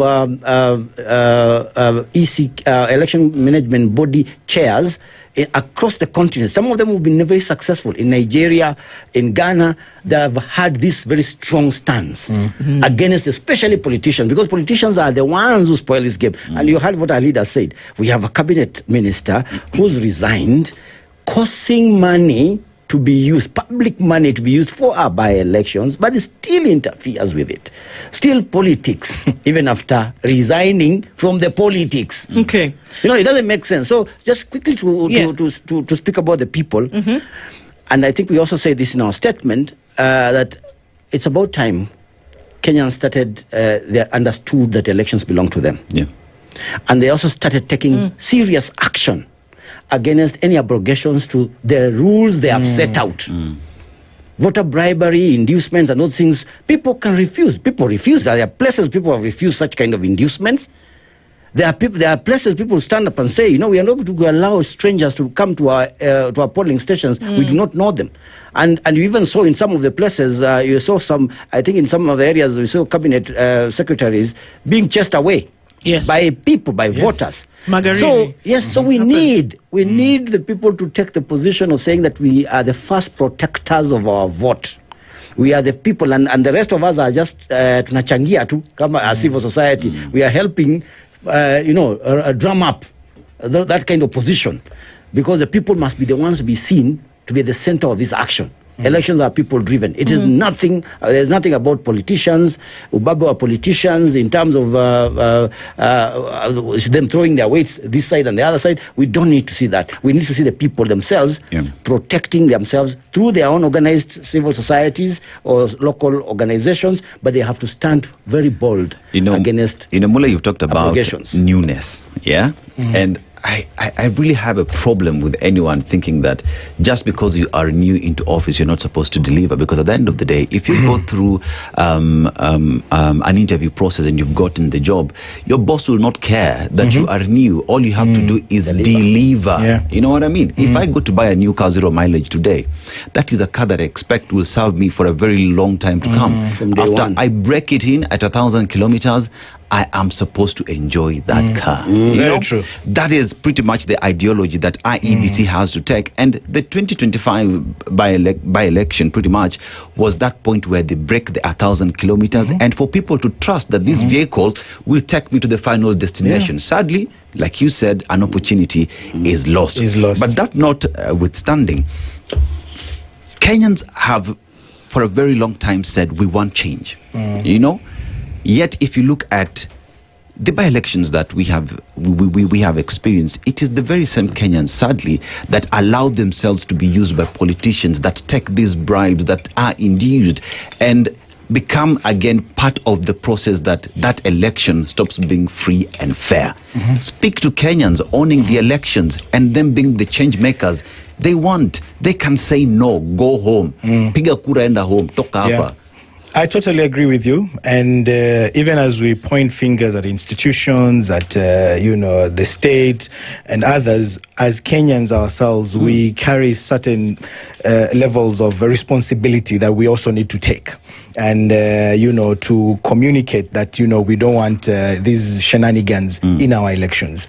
And I believe that to a certain extent, particularly in these by-elections, that was witnessed, when they chased away politicians, cabinet secretaries, when they said, we want independence. I think we saw some very old people even being carried into polling stations. We saw even the persons living with disabilities, being helped to go in and to deliver, on your civic duties and to make sure you play your part. But again, let me also say that there's a reason why we have institutions. There's a reason why we are complaining about these institutions, and it's because they carry the heavier responsibility and the mandate to deliver. You can't have a police service that is already one-sided. People are calling you, there is a problem, there is an issue, and then you decide we will select where to go and where not to go. And for me, the question that Ndu asked, what do we do? One thing that we can definitely do is take action right now against the malpractices that were witnessed. Those who are involved in the murders, we are talking of 22 by-election areas. 3 murders, at least we recorded at least 3 people who died from these by-elections. So if 22, we have 3. Imagine during a general election when we'll have 1,800. That is almost like 90 times more. So you're looking at 90 times 3, to hundreds of Kenyans. And we can't allow that to happen. So we must send a very clear message that you are involved in this, action is taken. You are a cabinet secretary, you are a politician, you are seen. Here is very clear evidence. You are inside a polling station, you are doing this, action must be taken now. So that, you set the precedence. You're involved in election malpractices, you're involved in, a fraud of any kind, action will follow. So we expect that to happen. And we've written to the IEBC. We're going to share as we're finalizing the full report. And we'll give out all the evidence. Failure to which, if they don't take action, we will go to court and take them to court for failing to deliver on their mandate. This is the message that we need to send to everyone, that rules are non-negotiable. Non-negotiable. Everyone follow the rule so that we can have peaceful and free and fair elections. So perhaps it's something that both of you can weigh in on, and it's that sometimes opportunity is provided in a situation whereby it looks really bad, right? But then an opportunity comes out of that situation for you to do something about it. That things like this happen so that people can actually take up the gauntlet and say, we're not going to allow this happen, and maybe we can be vehement in our position, whereby, or the people's position can be one that is applied with vehemence to say we won't allow this to happen and set the precedent for the future. How do we deal with the issue of being a private citizen vis-a-vis a public officer? Because this is the argument that is being used today. Mbere North, for example, the CS, the deputy president, will tell you that they are constituents and that they were there voting.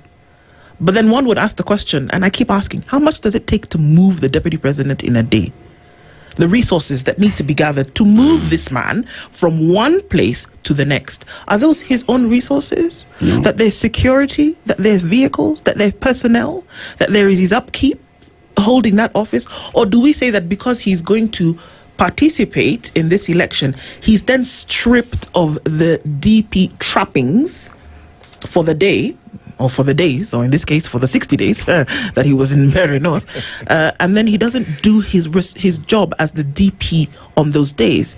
Can you say that at an individual level his position is stripped of him while he's doing this and he's a private citizen, and then it comes back later? This is just one example, because that is the explanation that is being given by proponents of that particular position.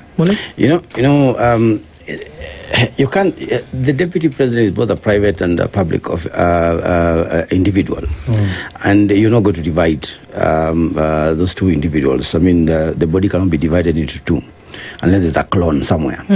But in my view, it's a question about being professional, and there's something called professional etiquettes, and there's ethics that we employ in our leadership and in our whatever position and responsibilities we are given. You can decide to act as an adult, or you can decide to act as a child. Right. You can make a decision. But if you're going to go to a meeting where people are discussing serious adult issues, you choose how you want to behave in that meeting. And I don't think you want to behave like a child in a meeting like that. So you want to be able to posture yourself as a person. And that's why we have protected it. That's why we talked about the leadership and integrity issues in the Constitution, where there is a certain framework that allows us, or that guides our behavior. In fact, all these things are inscribed somewhere, so that lest you forget, or lest you assume that maybe in your mind, I can't remember how I was supposed to do. We have put codes of conduct, we have put it in the Constitution. It's all over on how you're supposed to behave at certain times.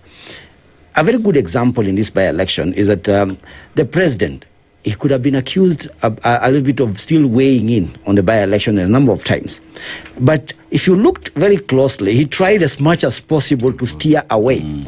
Why was that not possible for the deputy president? Why wouldn't that be the same kind of thing that the deputy? And we've seen times when the president decides to weigh in really on an election. We've seen what happens, and we even see the kind of things that they do, which means they know that there is a space they're not supposed to get into when we're having these processes. So I think it was a choice issue. He decided to actively participate, despite the fact that the code of conduct is a professional ethics which are supposed to be in place. There is also a clear article on the Constitution that gives a framework, guidelines on how people need to behave themselves, and we know why it is unfair. We don't even need to explain why it is unfair for public resources to be used one way or the other in an election where there are contestations between a governing party or people in the governing party and people in the opposition. It's totally unfair. It's a skewed environment. So I think for me, that's the issue that, I've said this. I always summarize it in two words: political bad manners.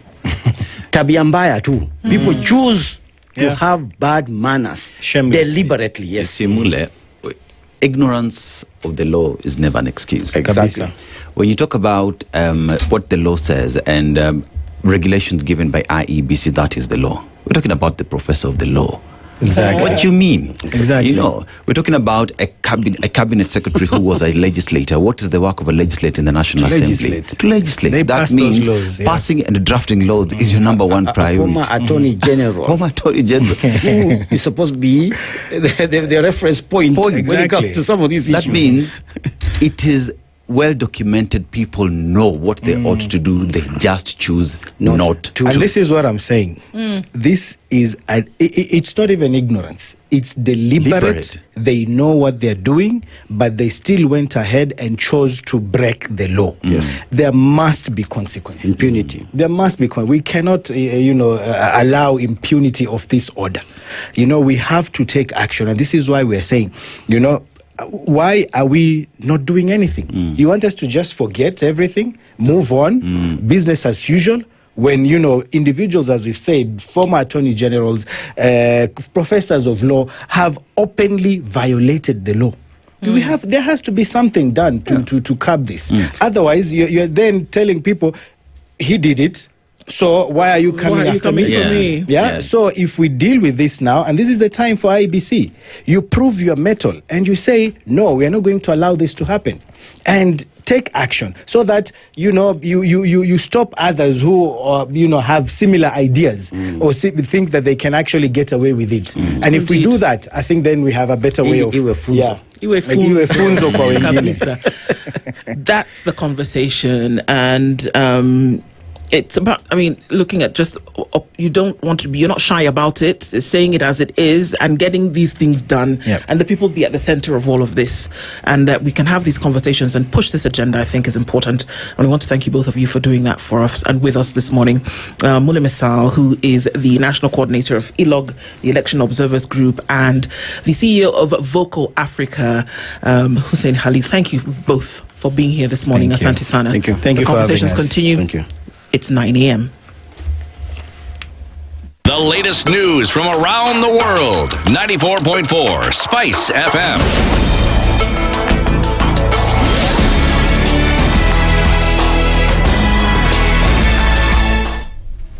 Good morning. This is the Newswire. I'm Edwin Lisamira.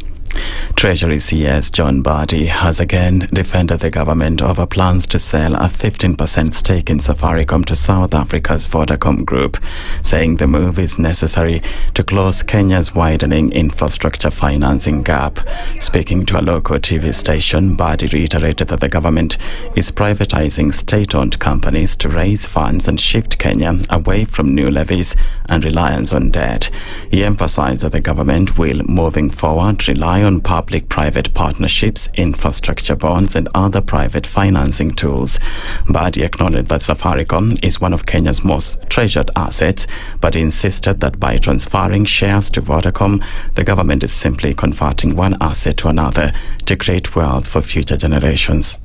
we are shedding off 15%, converting that asset in Safaricom to public infrastructure assets, which again are value adding to the economy and also income generating and will pay back. So that is what we are doing in this space. We are not offloading these shares to meet short-term budget deficits. We are not going to take this money to finance our budget in the ordinary sense of it. That is what we have said we are not doing, because that would amount to selling asset and consuming it. Right. But we must also maintain what we call intergenerational wealth. The sale of the government stake will see Vodafone Kenya buy 6 billion ordinary shares at the price of 34 shillings per share, bringing the transaction cost to 204.3 billion shillings. But Kiharu MP Ndindi Nyoro has accused the government of underselling Safaricom. The government is unashamedly telling Kenyans that they want to sell the same company at 34 shillings today. Most of the companies listed in the NSC as we talk are selling, and most of them, including banks, are selling past the 2021 levels. But now we want to give a discount based on the 2021 valuation of a 25% discount to the current buyers. And possibly this should be investigated. Why? Even after so many companies have been recording even 200% increase, Safaricom share, even with the bullish market, has not matched many of the companies in terms of the rise in share price. Tension is mounting in Ikolomani, Kakamega County, a day after 3 people were shot dead and several others injured, including police officers and journalists, as residents protested against a British-based mining firm. It all started when goons disrupted a public consultation meeting called by NEMA to discuss the relocation of about 800 families to allow Shanta Gold Limited to extract the gold worth 683 billion shillings. Standard Group reporters Munuven and Bernard Lusige were among journalists who were attacked. They were robbed of personal and work items before parting with 2,500 shillings each to secure their release. These people explained why they are opposed to the mining proposal. Public participation, is it forceful? Kwa nini lazima? Kama wananchi wamekataa, sasa tunalazimisha kwa nini? Sisi tumezaliwa huko, sisi watu wa huko, tunataka tuende wapi? Hatuko na haki. Ninauliza. Mr. Shinali, uko wapi saa hii? Yes. Mr. Poni Halwale, uko wapi? Tunataka haki yetu. Shanda must go. Tunataka kututoa this our ancestral land. Wazazi wetu wamekufa hapa chini. Mnataka tuende wapi na wazazi wetu wenye wamekufa? We are rejecting much as we can. Shanta hawezi kukanyaga Bushangala hata siku nyingine. Bushangala Isuru, the whole community. We have our own presentation. Kuna CBO yetu ambayo tuna present. Tuna mawakili, tuna watu wengine ambao wanatusaidia kwa hii vita. Ireland, Spain, the Netherlands and Slovenia will boycott the 2026 Eurovision Song Contest after Israel was allowed to compete. They were among a number of countries who had called for Israel to be excluded over the war in Gaza, as well as accusations of unfair voting practices. Spanish broadcaster RTVE led calls for a secret ballot on the issue at a meeting in Geneva, but it said organizers denied that request. Spain is one of Eurovision's big 5 countries, along with France, Germany, Italy and the UK. Their artists are allowed straight into the final, as their broadcasters provide the largest financial contribution to the contest. That's the Newswire. I'm Edwin Lisamira.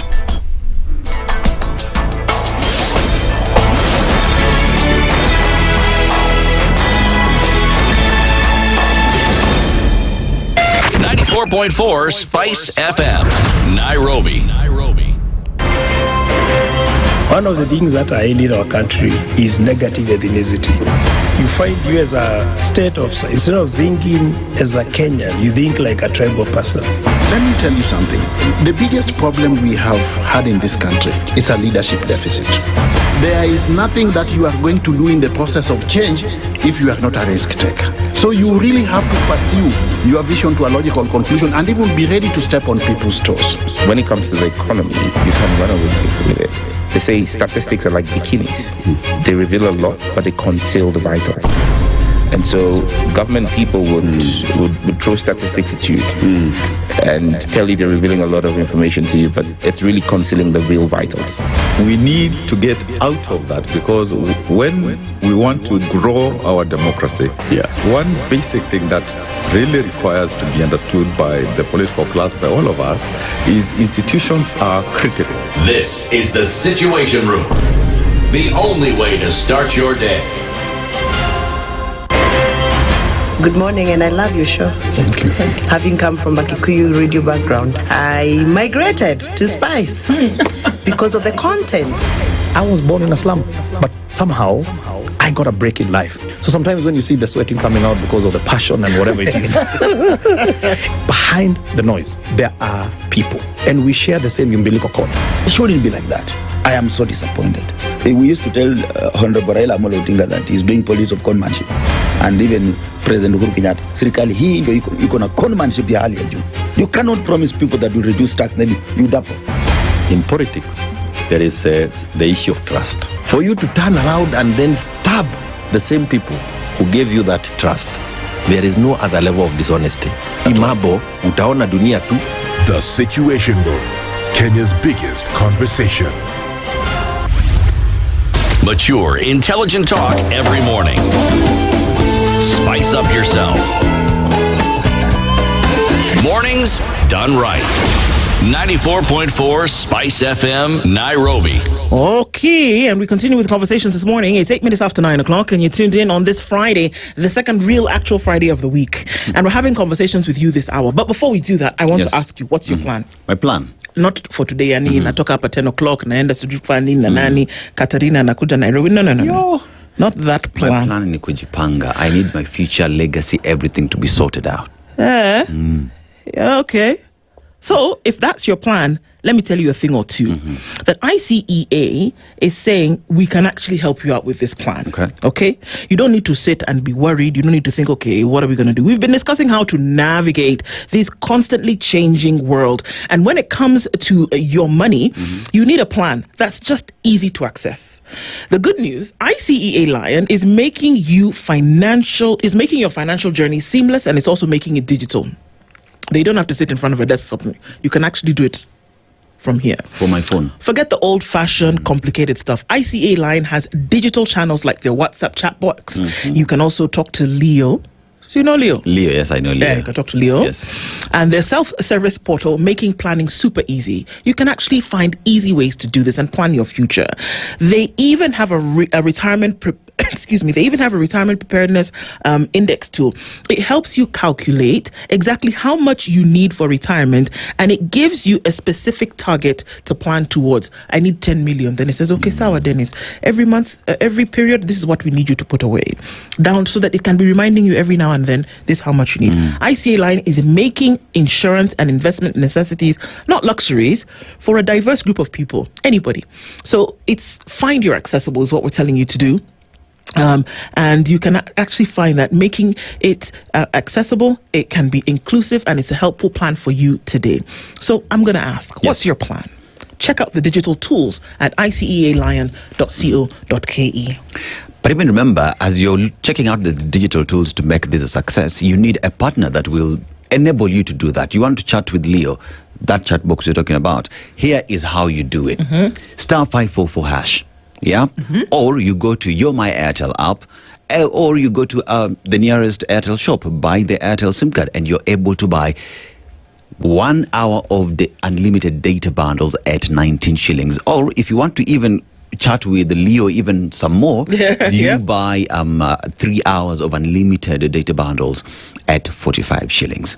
You know, this is just so that your quality of life is maintained. These plans, these legacies that you want to have, these passing exams, you want to have unlimited access to your lecturer, you know, you are able to do this because Airtel is here to assure you that using the Airtel Unlimited Fund Bundle, everything is sorted. But you're giving me an opportunity right now to talk to us through our social media platforms in terms of what is that situation, that moment when you had plans but it was cut short simply because your data left you hanging. Talk to us. Christine will get in touch with you, and you will win 3,000 airtime courtesy of Airtel. Again, how do you get this? Star 544 hash, or go to your My Airtel app, or go to your nearest Airtel shop and buy yourself an Airtel SIM card. That's the way to go about it. All right. And that's exactly what we're going to do. Aman Amnagani, my friend. All right. So, as we get into conversation this morning, we said, you know what? There is the voice, and we're going to do an all-round thing here. We've heard from the owners of the process, IEBC. We've heard from a few political pundits. We've heard from some political characters. We've heard from civil society. We've heard... Now it's time to hear from Kenyans in a conversation that we'll be having this morning. It was interesting because between Mule Masao and Hussein Khalid, there are certain things that we've said to the people that you must take action right now. Not tomorrow, not in 2026. You must take action now. You must protect the vote because it is that vote that activates these desires that you have. You want better schools, you want better hospitals, you want better roads, you want better leadership and better governance, you want better everything. It is your vote that's going to activate that. And in order to protect the sanctity of that vote, there are certain things that you need to do. You need to oversee these things locally. You need to oversee these things locally. You need to be having those conversations. You need to remember that elections belong to you. They belong to you because it is not people who have money to splash around that are going to dictate. It is you who is looking for leadership, better governance and all of that, who is going to determine how the outcome. And so it is you. It is also you who need to say, you know what, the rules have been set. Let us make sure that we are operating within the boundaries of those rules. This is not political. This is lawful. For you to say, come on, guys, this constitution, we the people, it is us. That thing that, what does it, this is the one. When you're talking about how this thing that the Constitution says in the preamble, and this is exactly what we're talking about. It's right here, it's right now. We're having a conversation with you this morning, and we want to hear, first of all, from you. What do you think about this whole process? Even if you're one of the people who was giving sweets, if you're one of the people who was given the motorcycles, which you don't know where they are, if you're one of the people who was given 5,000, you went to State House, you did whatever, it doesn't matter. If you're the goon that was hired. But even if you're that guy that was hired, what do you actually think about this process that we saw that is connected directly to a process we will see in 2027? What do you feel? Do you feel as though the IEBC was fair, free in all that it did? Do you believe, not that they were free, do you believe that the IEBC conducted a free, fair and credible election? And if so, what are you hoping to see come 2027? Our number this morning for us to have a conversation, all of us now, as we the people, 0732 142 650. That's 0732 142 650. Or 0732 142 652. Want to hear from you this morning? Do call us. Let's have a conversation around what it actually means when we're saying, okay, yes, we the people, do you. It is you. It is now. Protect your vote. Talk to us about what you feel about the process. When you talk about we the people, or you even look at the elections, it is all about the people. It is the people who then come in to vote, to cast their votes, to elect their leaders and make decisions that will take care of them for the next 5 years. So then how then do the people come and own the process? It is all about the people.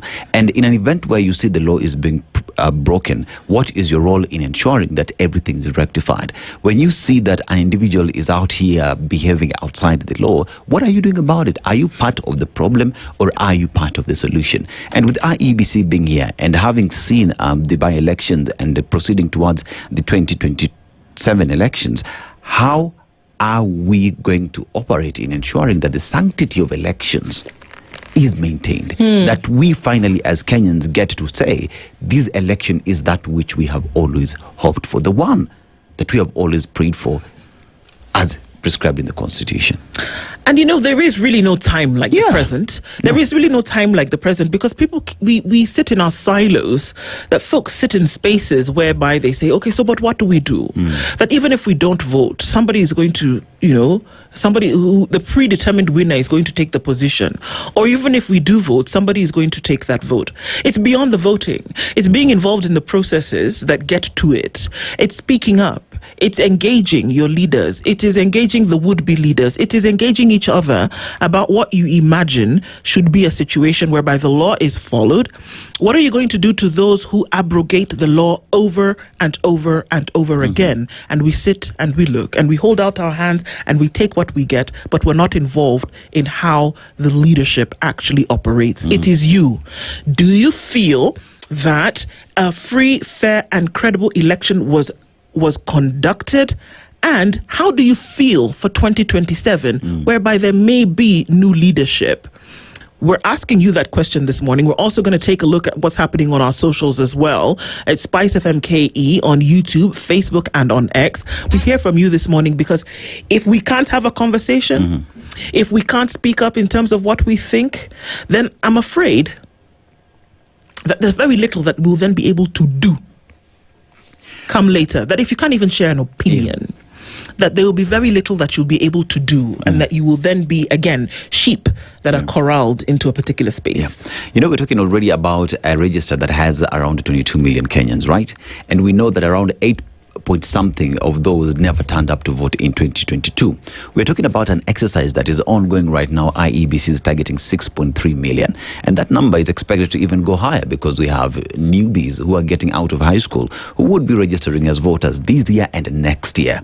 So when we talk about these elections being about the people, we're talking about 22 close to 30 million Kenyans who would be voters come 2027. In a country whose population is 55 million, almost half of the population will be on that ballot. If that does not change how you look at elections, if that does not steer conversations around you, then perhaps you need to, in a mkutano, in terms of what is your role in ensuring that the country is steered towards the right direction and that you have a role to play as a citizen. We're taking your calls this morning, 0732142650. That's 0732142650 or 0732142652. There's an opportunity for you to lend your voice. Let's hear from Kerry this morning in Kileleshwa. Hello, good morning, Kerry. Hello, good morning. How are you doing? I'm fine. I'm happy to hear. I've been following the program since the morning. So I'm very pleased. Thank you for the topic today. Thank you so much for joining us. Yes, I think the recent by-elections have proved that as a country, all of us have some stretch of rottenness in us, because we've seen people queue up for things like sukuma wiki, potatoes, and nyanya and kitungu, all those sorts of anything that the people use to treat voters. And sometimes we may want to blame IEBC for everything, but even those incompetent people at IEBC are just a representation of each of us. And one of your colleagues there said, tunafaa kujiita mkutano. We need to call each other to a meeting as Kenyans and ask ourselves, is it really how we should run this country? The former U.S. President Barack Obama, when he visited Kenya at Kasarani, he told us we should always manage this country as if we borrowed it on loan from our children. So if we go to election and start believing that somebody has to treat us for us to vote for him or not to vote, that is our problem. Then we have another problem where somebody thinks that for him to win an election, he has to employ the goons. And the unemployed youth now are getting more jobs if they become goons than if they take time to make their CVs. So the goon industry is growing while because the political class is unable to think and create an environment where the economy can grow and create jobs. So there's just so much that goes around elections. This idea of investing so much into elections, I think we must at one point think if maybe copying the South African model is the best way to go, where you elect parties and parties just nominate someone for MP or for governor, instead of, because I'm just asking myself, there's so much. You see, like in Balava and Bere and Kaspul, the amount of money used for one to become an MP. You wonder, what is it for? Why are you investing so much money in becoming an MP, a position that requires a lot of voluntary work, a position that requires commitment and a lot of selflessness?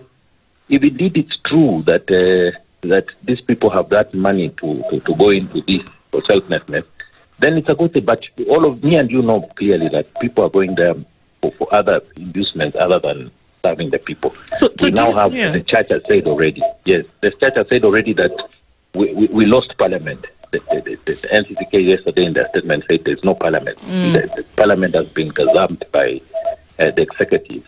So do you think that a free and fair election was conducted and that we might, I can guess from what you're saying, but that we might be going into 2027 ready?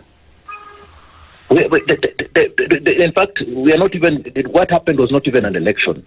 It's worse than any election that we've ever had. We are back to 1990. I think the last time I saw this kind of election was in Kipipiri during Moi's time, when the Mungai was elected, but the opposition had to go through a lot to have him elected. That is the last time I saw that kind of election, where violence and treating of voters was treated so high. In a place like Malaba, mobilizers for the opposition. You see, the teachers who had volunteered to campaign for the opposition candidate, they were literally locked from their homes not to move and mobilize voters to come out. Literally, goons were employed in every door to ensure that no teacher moves out. So there was no, you can't call that an election in the current constitutional dispensation. There's no even talking about an election, and it becomes then a bigger conversation that before we even go to 2027, we need to ask Kenyans to call ourselves to a meeting. We saw long queues of people being treated, and how do you allow yourselves to go through that? The road begins by whoever removed civic education, because we had very good civic education programs. Some of us went through these civic education programs that were being sponsored by Danida and other USAID and others who used to give us free civic education. And that is why the population that cannot be bribed, the population that does not queue even when we are hungry, we cannot go to a queue to take money from politicians. It's very little. We're very few. We are less than 3%. I hear you on that. The rest of the population is easy to manipulate. Because civic education, somebody did away with the civic education and even started a campaign of calling them evil society. The civil society that was doing the civic campaign to help Kenyans understand governance and all that pertains to elections. So the entire infrastructure of elections, beginning with the Kenyan the judicial system, the IEBC, the political players, the entire infrastructure in Kenya, honestly, is rotten. Thank you. I don't want to take so much time for the rest of the callers. Thank you very much for your call this morning, Kerry. Of course, we hear from others this morning, and that's the question that we're asking. We'll take more of your calls coming in on 0732 142 650 or 0732 142 652. Hello, good morning. My name is Regan, and I'm calling from Kilimani. Yes, sir. Tell us what your thoughts are around this. The bus stop with the IBC. Okay. Kwa sababu IBC ni referee mwenye amedecide red card itapewa player mgani at what time. Because ukiangalia the process, IBC wanaambiwa this is now the rules that govern nini election. But wao wanaandarate, wanaona vitu, wanasema tuwapelekee evidence ndio wafanye nini, ndio warudie election ama wapanelize wale watu wa kusimamia uchaguzi wale aspirants wenye wako kwa box. Hiyo ndio shida yenye tuko nayo hapa Kenya. Regan, what is your position? Regan, what is your position in terms of responsibility ya wananchi kuhakikisha elections are free and fair? Because fine, we'll say IEBC did not conduct free and fair elections. The buck stops with them, right? But what's the responsibility of wananchi as well in making sure that the elections are actually free and fair? You see, the wananchi sisi tunakulia kwa sababu when we have the material day ya kwenda kuvote, my aim ni kubeba ID, ni kwenda kwa polling station for vote. And at the end of the day, mimi nime exercise my duty ya kupiga kura. But at the end of the tallying zikianza, unasikia, you can even imagine hizi venye tumekuwa tukifanya election. Unaenda pale umepiga kura, umekaa mahali, umejua maybe watu walikuwa pale ni 500. But at the end of the day unapata watu walikuwa pale ni 3000. Na wengine wametoka hapi. Nimekuwa kwa hizi vitu kama agent wa mtu fulani hapa Isili penye nakaa. Tumekuwa tunapata zile box tumehesabu ni 300. But zile zikipigwa zikimalizika unasikia mtu alipata 25000 ameshinda. Zinakonga zimetoka wapi? Hiyo ndio shida tuko nayo Kenya. Au set example waseme rules na tujue watu kama ni wamepiga kura ni 20. Inakupea motisha, unajua tunang'ata tupate mtu wetu na hizi ndio kura yako nazo. Lakini zile zinatoka juu, huwa zinatoka wapi? Kabisa. Ukiangalia ukiangalia ligi mostly za wameset, ukipata 3 points ndio zinaziku 3 plus 3 ama draw ama umepigwa loose. At the end of the day unapata 18 points. But kini umepata 18 points, lakini ikifika the time unapewa kikombe unapata wewe sio mshindi. Mshindi ndio ule alitoka draw akapigwa, ndio anapata. Hii mchezo ya IBC, hizi vitu zote sisi tunafanya vitu zetu at a very genuine position. Na ndio inafanya mtu anashindwa, anasema sasa wananchi tukifika mahali tunaenda kupiga kura ya nini kama already decide nani atakita. Kama ilikuwa genuine, mimi hata hivi mambo ya government kuingizia mambo ya Kasapul, mambo ya Mbere, mimi haikufanya, kwa sababu ingekuwa Ruto wants to hii government ajue ni wapi position iko, angeacha ground ikuwe neutral, ndio ajue wapi penye atarekebisha, aite the MPs waambie see ground iko hostile quick, this is the way to go. Lakini ukifunika makosa ndio ile maana shida inatupatanga then. All right. Well, we hear you on that, Regan. Thank you for your call. Let's hear from some others this morning. But from what you say, we have to be involved in all of this, don't we? Thank you so much. Let's hear from some others this morning. Tell us your name and where you are calling in from. Hello. Good morning, Patrick. Calling in from Nairobi. Hey, good morning. Good morning. How are you doing? I'm very fine, thank you. Dennis is also here. Morning. Hi, Dennis. Hi, how are you? I'm fine, thank you. What are your thoughts around all of this, Patrick? Yeah, I just wanted to say that people get a leadership that they deserve. And even as we go to the ballot, and let's say for some wild reason, the elections are free and fair. What is the process that we use, or the criteria that we use to choose leaders? Because the parliament that we're talking about were put in place by the people, as mediocre as they may be. So it is us who have to question ourselves. What are we looking for in leaders? Apart from the systems and structures of the electoral process that may be flawed in somewhat way. But we need a paradigm shift in the criteria that we use to choose leaders. Otherwise, we'll just replace one bad leader with another and then spend another 5 years crying about it. But look at the parliament. Let's say some of them might not have gotten there through a very clean process, but the majority of them were actually voted for by the people. Okay. Yeah. So you're saying that quality. Yeah. Yes. Go ahead. We need to bounce it back to the people and say, what decisions are you actually making, folks? Yes. What criteria are we using to choose leaders? Then another thing, to our young people, if you don't register, but you spend your time complaining, nothing's going to change. Patrick, nothing's really going to change. Yeah, Patrick, I hear you speak in terms of, fine, we have all these institutions in terms of that will manage the elections, right? We have politicians who will come to ask us for votes. But then again, if as a people, if Kenyans do not make the right decision to ensure that the people that are in these offices get to serve them, then perhaps we lose even credibility or position to complain because we met the decisions ourselves. Exactly. Spot on. Because these leaders come from our society. They don't come from Uganda or Tanzania. All right. That's true. Yes. It's from right here. Thank you for your call this morning, Patrick. Let's hear from some others this morning as well. Hello, good morning. Morning. Yes, tell us your name and where you're calling in from, sir. I'm calling from Nairobi, South Sea, and my name is Wangila. Okay, Wangila, will you turn down the volume on your radio, please? Yes, I can. Okay.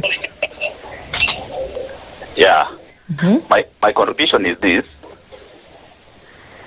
Yeah, there is a saying that when there is an idiot in power, the electorate is well represented. So the kind of leaders we have reflects who we are in the society. Therefore, let us not lie ourselves here on media that we are better than the leaders we are elect. It is us who are being bribed.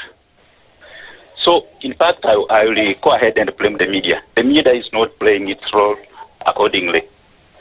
Because if you waste your time by condemning that we are being bribed, we are being doing what, that someone is bribing us. Suppose you take this time and educate us. All of your time and educate us on the merits of being bribed. Okay. If someone who wants to bribe us calls for a meeting and we don't attend that meeting wholesomely, the next day he will not call that meeting. Okay. You see, so the media, in fact, also the media is biased. We are keenly listening to how you present your facts and how you favor these political sides, and we can clearly take that you are not also even fair. So, like KTN, it is a fact that you mostly lean towards the opposition. The amount of time you allocate. Who's the opposition? The opposition. Who is the opposition? Yeah? Who's the opposition? The opposition. But my opposition. Who is the opposition? The opposition is we have the opposition in the government. The government is led by who that the rest of the parties are in the opposition. No. Who is the opposition that KTN, for example, is leaning towards? For example, let us look at how you have reported the elections in Malawi, the elections in Mbere. Look at your headlines on your newspapers. You have nothing good in this government. But there are things that you don't highlight that are good from this government. Such as what? Let's go. What's such as what, sir? That we don't highlight. What? Give me one example of one thing that is fantastic that we've not highlighted. Like very fantastic. Like what? Like the employment of 76,000 teachers. We talk about it every day. In fact, if you were listening to the show a day ago, we had teachers here and we spoke about that very clearly. That not even 76,000, 100,000 had been employed. Did we deny 100 that? by January next year? Did we deny that? We've not denied it. We've said that. I'm going to take you on this one. We said that very clearly. Give me something else that has happened that we've not highlighted. 2 days ago, if you're listening to the show.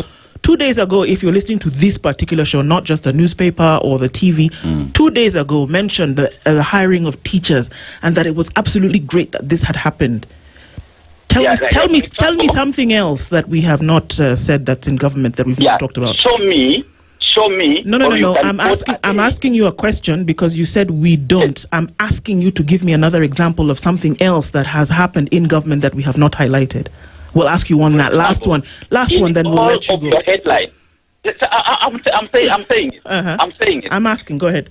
Kindly cite one thing for the last 2 months that you have highlighted on your newspaper positive about this government. So because I'm sitting behind I'm sitting behind a microphone, and you have said that we don't talk about the things that have been done in government, and I'm asking you to tell me which ones that we have not. You said it, I'm asking you to tell me.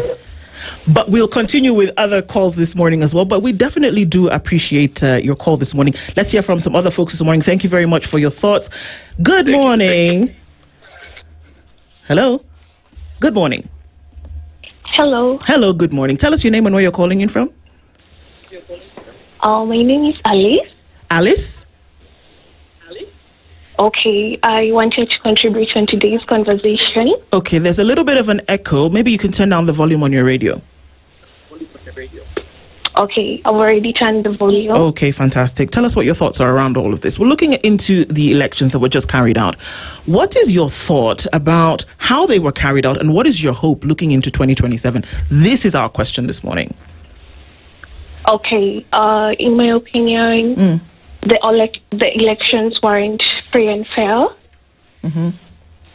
And I would also say that there was a guest that you invited. I don't know if it was 2 days ago or 1 day ago. I really loved what he said, that we should start carrying out our politics by teaching the Kenyans on how to connect where the money is being lost with the developments that aren't taking place, and also the whole corruption that is taking place in the country. And I actually really love that.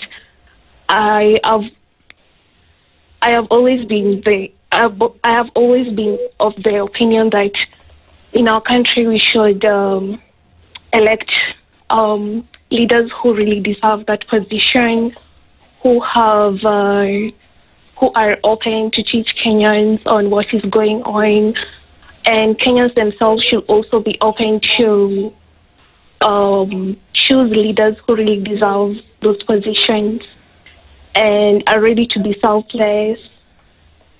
They're ready to help the country to reach a greater place. All right. Yes, and yes.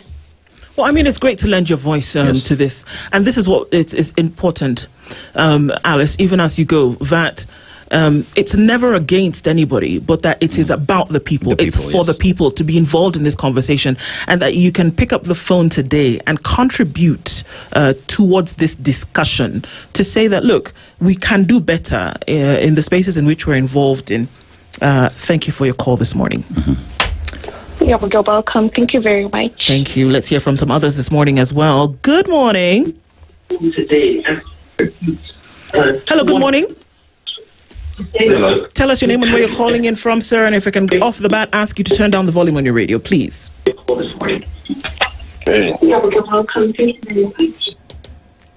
All right. Okay, he seems to have gone. Let's take another call this morning. Hello, good morning. Hello. Hello, good morning. This is the Situation Room. Your name, please, and where you're calling from? Yeah, this is Mr. Daudi Lubale. Sorry? Calling from... This is Mr. Daudi Lubale. Yes. I'm calling from Mombasa. You're calling from Mombasa. All right. Yeah. What are your thoughts around this? We're looking at elections, looking into the next spaces. What are your thoughts around all of this? Yeah, to be honest, our youth are letting us down. Our youth are letting us down? 1992. Okay. Yeah, if you remember 1992, we had the issue called Maziwa and Watoto Nyayo. And those Watoto Nyayo, they came and kicked Nyayo in the year 2002. Hello? Yes, we can hear you. A little bit foggy, but let's try and clear that up a bit. Yeah. Okay. Okay. Those Watoto Nyayo in 2002, they came and kicked out... they came in number, actually, and they kicked out Nyayo. Mm-hmm. Now we have this generation of the year 2007 post-election violence. Mm-hmm. And they come up with only complaining as a Gen Z, but they don't want to take action to secure their country. Okay. You see? Okay. That's a big problem now. They are not voting. And in the upcoming general election 2027, it will be worse if they will not register as the voters and vote to secure this country. Hello? Am I there? Yes, we can hear you. Okay. So it will be disaster if they will not register now and come out in number in the year 2007 to vote, because they need to prepare themselves so that they can secure Kenya to their coming the coming future generation. Okay, so what you're saying... And they have to come up in number. They have to take their fight. The youth, the younger people have to come out, register as voters, and then beyond that, vote in the next election. That will be the problem solver. Because they have this... Yeah, they have characteristic of complaining, but they don't want to take action. Okay. That's a big problem now. All right. So we say you can't complain and then don't act. Even if you're going to complain, you must then act. I'm hearing what you're saying. All right. Thanks for your call this morning. We're going to take a couple more calls to hear what folks have to say. David from Narumoru is on the line this morning. Hello, David. Good morning. Good morning, Du. How are you? I'm fine. Thank you, sir. I'm okay as well. You're now, well? Good. I want to contribute to this. Please go ahead. I want to contribute to this motion about the elections. Yeah. For my own perspective, I feel like we are losing it, because if you look at what happened in Bere and in Kasipula, it is just like the professor said it the other day. Yeah, the people in government or people in power are using poverty as a weapon. Okay. And for me, it's worrying, because even if for example today we are called for election, I'm looking at the opposition that so-called you're calling it opposition. and I'm looking at what is in government, they are the same people. Yeah. Right now, if for example, if we choose now, for example, they're saying people are championing for Kalonzo. Kalonzo has been in this government. He has been in many governments before. Right. So how do you expect him? How do you expect him to deal with things like corruption? And he's been part of the chain. So one would ask the question then, if this is the position where Kenyans find themselves in, what must Kenyans do to change the situation? Because if it is a problem that does exist, a solution has to be found. How should Kenyans turn around and fix the problem then? I think the first thing we should do is the way we are calling it out. That's important. Then I think the last person to save us is the judiciary. The last. The law. The last, because I'm telling you, for example, like the shambolic by-election. Where do we find justice? It will only be in the courts.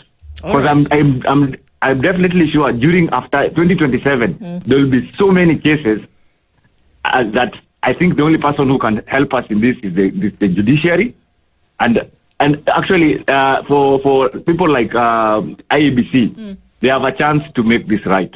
Just the only thing they have to do is just to play their part and not be biased. That's it. Okay. If the government wins fair and square, we agree.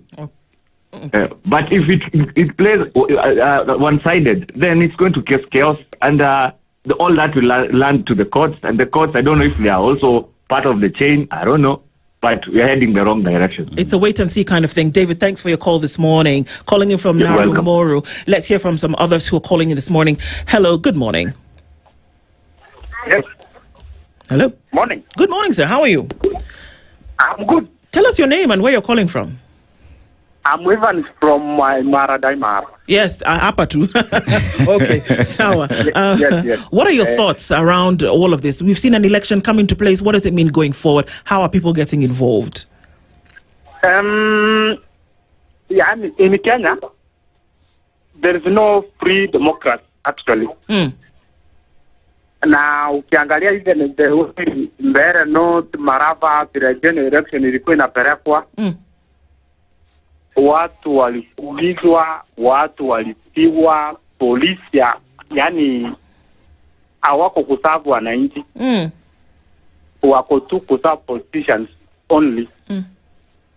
Na ukiangalia kama hivi ndio kutakuwa 2027, in fact our democracy itakuwa kwa njia panda kabisa. And secondly, mwananchi anafaa kupeanwa nafasi. Politicians kupeleka pesa, kupeana hongo, na IPC officials hakuna action yoyote walichukua wakati watu walikuwa wanapiga kura. For instance, in Mbere North, uliangalia wolves wanatembea sako kwa pako na polisi. And yet they are not qualified kupepa hiyo silaha kuwa kama maafisa wa polisi. Na hakuna action yoyote government ilitake, lakini wale wenye walienda huko kupigania uhuru wao ndio haki yao ipatikane, walikuwa wanapigwa tiagas na wakimbizwa na polisi, haki yao itutendeka. Okay. So what we need is transparency. Na IPC iko inafanya kazi yao ile katiba inasema. Si kufuata wanasiasa kwa sababu wanalipa pesa zetu kama taxpayers money. Na nasikia vibaya sana nikiona IPC officials wakiengage politicians wenye wako na pesa ama wenye wako kwa government, and yet we as the people wenye tumewapea kazi atupati ile service tunataka kutoka kwao. It is totally shameful. It is. Na si vizuri. So what style up, that is it. Evans, thank you very much for your call this morning. We're taking more calls, of course, and then hearing from you as we get into it. Our number is 0732 142 650 or 0732 142 652. We'll take a sample of what's happening on our socials as well this morning, and just to hear from folks. Dennis, you want to do that a little bit? Yeah, so let's go to Alex Vundi, who says, a majority of politicians aren't leaders. It's high time we make right the skewed rewards to politicians and instead value professionalism. We have to devalue political leadership. Dolly Luck says there's nothing to smile about. And the Eric Awar act on what exactly? This is the question on how the youth need to register and vote. And ask the question, act on what exactly if the person who counts the votes is more important than the person voting? Who cast the vote? Such and questions. My prince is saying judiciary was calling the president a miracle worker. Cannot be trusted as well. Wow. And Eric Awar, people are disillusioned. Perhaps we need to change our system. More calls coming in this morning. Let's hear from you and where you're tuning from. Okay, that dropped off, and I know there's many of those coming in. We'll do that as we can. 0732 142 650, 0732 142 652. We're hearing from you this morning, and we're just bouncing off of the words that if you're not involved in this governance from where you can make a decision, then where do you start? Hello, good morning. Hello, good morning. Good morning. Yes. Tell us your name and where you're calling in from. This is Omar calling from Busia. Yes, Omar. Yes, Ndu and Dennis. Yes, sir. Yes. First and foremost, I would like to congratulate you. You are doing a very good job. Thank you, sir. Because right from where we are getting it live and clear. We've been educated at least from the previous speakers who are there. Yeah. And of course, we know what we are supposed to do. But as a society, we've just decided to have bad manners. And of course, that's what is ailing this country. So, if we want real change, then we have, first of all, to change our attitude as a nation. Because I've heard someone trying to blame the media, but the media is doing their job. In fact, media in Kenya is robust, educating us, informing us at the right time. But as a society, you just decided to have bad manners. That's why we are not going to get that change as soon as possible. But if you are going to rely on these present politicians that we have right now, then I tell you, it's not going to come very soon, that change that we are yearning for. So it's Kenyans themselves. We have to change and we stop having bad manners. Because I don't see why you get bribed and you know very well that this is what's going to judge the type of life that you're going to live for the next 5 years to come. Yeah. However, what I'm saying is that let us change as a nation, our attitude, our behaviors, then you are going to get it right. But if you don't do that, let us just forget about it. You continue blaming this group, youth, so the old people, the media, and the what. No, the problem is our behavior, our attitude. We are rotten society. Because from what I can see, our leaders, from the top to the bottom, they know very well that most of the majority of the society are not well informed, and that's why they're taking advantage of that. Because if I may ask you, even right now, with the type of session you're having right now with the whole nation, I'm sure people are getting you. How many people are getting you right now, even as we speak? Yeah. And we are discussing very important issues here. But I can tell you, I can assure you, majority of Kenyans, they are not even aware that public officers are not supposed to get involved in politics. Election, yeah. So what we have to do is, how can we reach these other people who are not getting whatever we are discussing right now? How can we reach them? That's what we are supposed to see a way of how to reach them so that they get the information. And I'm sure Kenyans are people who are understanding. They will understand and they know what to do coming the next election. Without that, then I doubt if you're going to make any meaningful change. Thank you. I mean, Omar, that's amazing that you say that, because the thing is that to continue to look for a solution is very important. Yes. That here we are this morning having this discourse that is extremely important, that hinges on what people could cry or laugh about in the future, and how vested are we in trying to make that change. We can do our part, but we can't get tired. Thank you for being part of that conversation. Thank you so much, Omar. Thank you so much. Thank you. We hear from others this morning. from Narumoro to Busia to Mombasa to here in Nairobi to all parts of the country.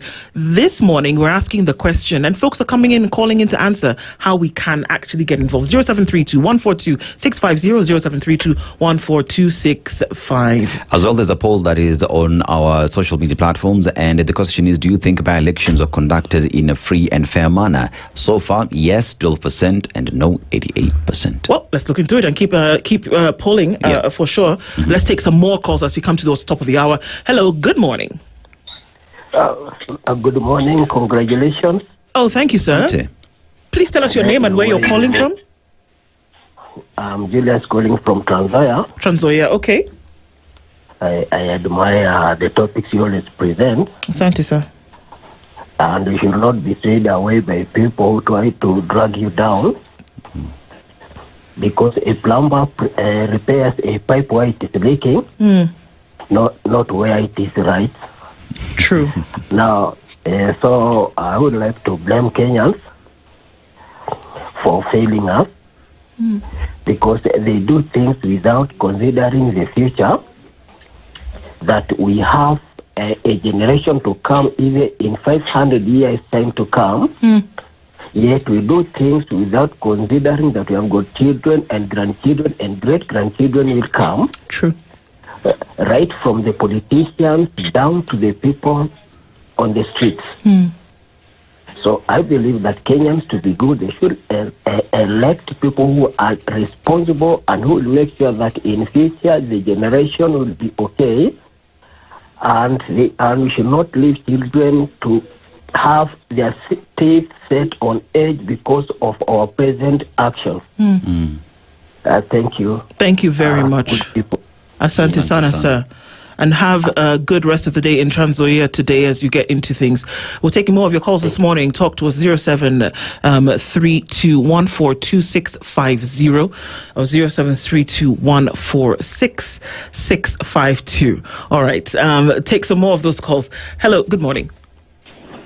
Morning, Barasa. Salama kabisa. Good morning. Mimi naitwa Hamisi. Yes, Hamisi. Where are you calling from? Nawapigia kutoka Kisii County. Okay, sir. Tell us your thoughts about this. Kama kwanza nawapongeza na ni habari niwasalimia. Asante sana. Asante. Kulingana na nchi yetu vile inakaa hii mambo ya uchaguzi uliopita, ndugu zangu. Kenya bado still we have got a long way to go.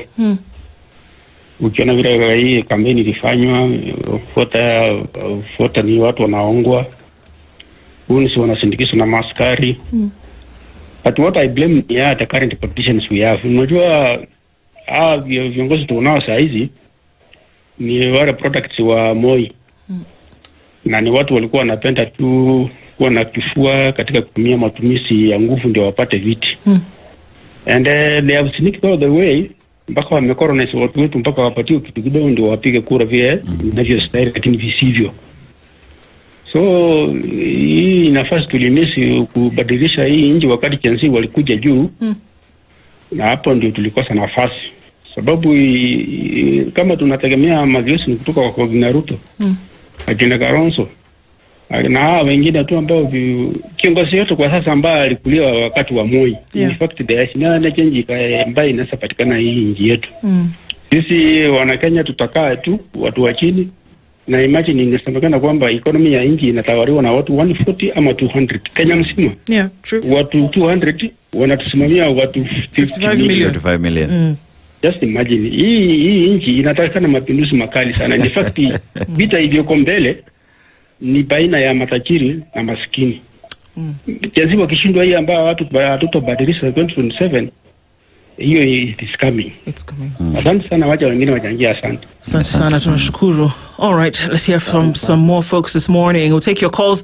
Wow, just to hear from you and what your thoughts are around all of this. Hello, good morning. Hello. Okay, that seems to have dropped off. You can call me a few minutes more to go into this. That we have an opportunity to lend our voices towards a process that, whether we like it or not, is going to change on its axis. That we're saying that be involved in this process. It's not against anybody. It's for the people that we're having this conversation this morning, to let us know the things that are happening, to let us know the things that are not. Where is the law being broken? Where is corruption taking, its place? Where is good governance not actually at the table?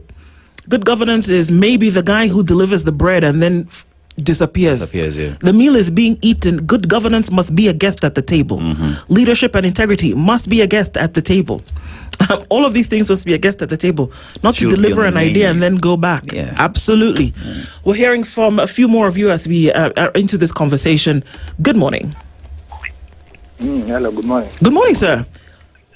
My name is George. Yes, George, could you speak up just a little bit? I'm George. Fantastic. Kajiado. Yes. Tell us what your thoughts are about this. Yeah, I just wanted to say that elections, if we are to have positive change in this country, we just can't have biased opinions. If we are to change this country, hatuwezi kuwa na ile ubaguzi ya wanasiasa, unaona? Like we just have to sit down, analyze them, all of them. Yeah. Pande moja, unaona? Ni hiyo tu. I hear you. Everybody has to come into the pot. Yes. Thank you very much for calling in this morning. I think we'll take a couple more calls as we get into things and continue with this conversation. Hello, good morning. Good morning. My name is Pascal Majibu Mokangalu. I want to contribute on the good part of the government, which the media is not highlighting. Okay.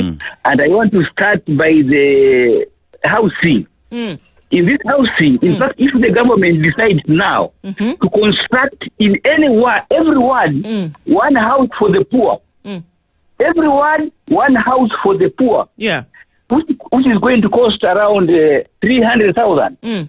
We can see an impact. Instead of them now only going to the government land, they go to people who have got title deeds, ownerships, and they construct in anyone to the poor, everybody a house. We are going to think big. Okay. Let me go again to the current president's speech when he talked about infrastructure fund. Yes. In fact, the infrastructure fund is going to make us run away from depending on debt and relying on taxes. All right. And the 15%, which is going to be gotten from Safaricom, that's good money. Okay. That's a good thinking president. As we speak now, the president is in America. Yes. And he has secured some money for health. These are some of the credits. Okay. Another one is the Kenya shilling. I think it stood for quite some time at 129 against the dollar. Right. These are some of the things we should give credit to the government. Okay. Let me come to the voting. To me, it was free and fair. Okay. But, there are some people who keep on sitting on the fences. Okay. They don't participate in going to do the actual voting. Yes. But when the results come, they shout loud. How come in areas where the opposition, not the opposition, the people who are not in the broad-based government and UDA won, there was no complaint of people saying, voters vote there was bribery and what are you, and people are silent. Okay. Because they had made sure that they had won there. But in the areas where the UDA and broad government won, they have shouted a lot, boring police. How come the few who voted managed to go and vote? Thank you very much for your call, Pascal. Unfortunately, it's just at 10 o'clock, but definitely heard what you've said and contributing to that conversation. That it seems that you're happy with the way things are. So it's part of the conversation as well. Thank you very much for calling in this morning. And of course, even as we make plans going into the future, what's your plan? Are you thinking about that? You don't have to worry that maybe you're starting a plan too late. What you need to do is actually get on the plan. The good people, our friends at ICEA Lion, are saying all you need to do is get onto that website. The minute you just click like this, somebody's going to call you and say, okay, how about we sit down and do this together? You can have goals whereby you say, this is where I want to go. And they're going to help you break that down into little bits to see how you can get there in the future. You can ask what your plan is. We can ask what your plan is. Somebody's going to help you answer that question. ICEALion.co.ke. That's where you need to log on to this weekend. It's 10:10. Thank you for keeping it the Situation Room this whole week. The first full week of December done, dusted. Let's see how we get into it moving forward. Thank you, all of you, for keeping it part of the Situation Room this week.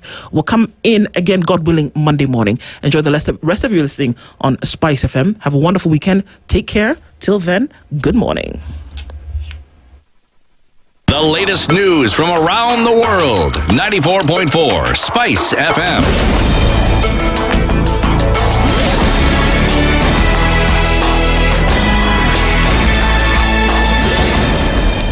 Good morning. This is the Newswire. I'm Edwin Lisamira. A task force instituted to establish the cause of the disparity in tea prices has recommended reduction of the production costs, among other radical interventions.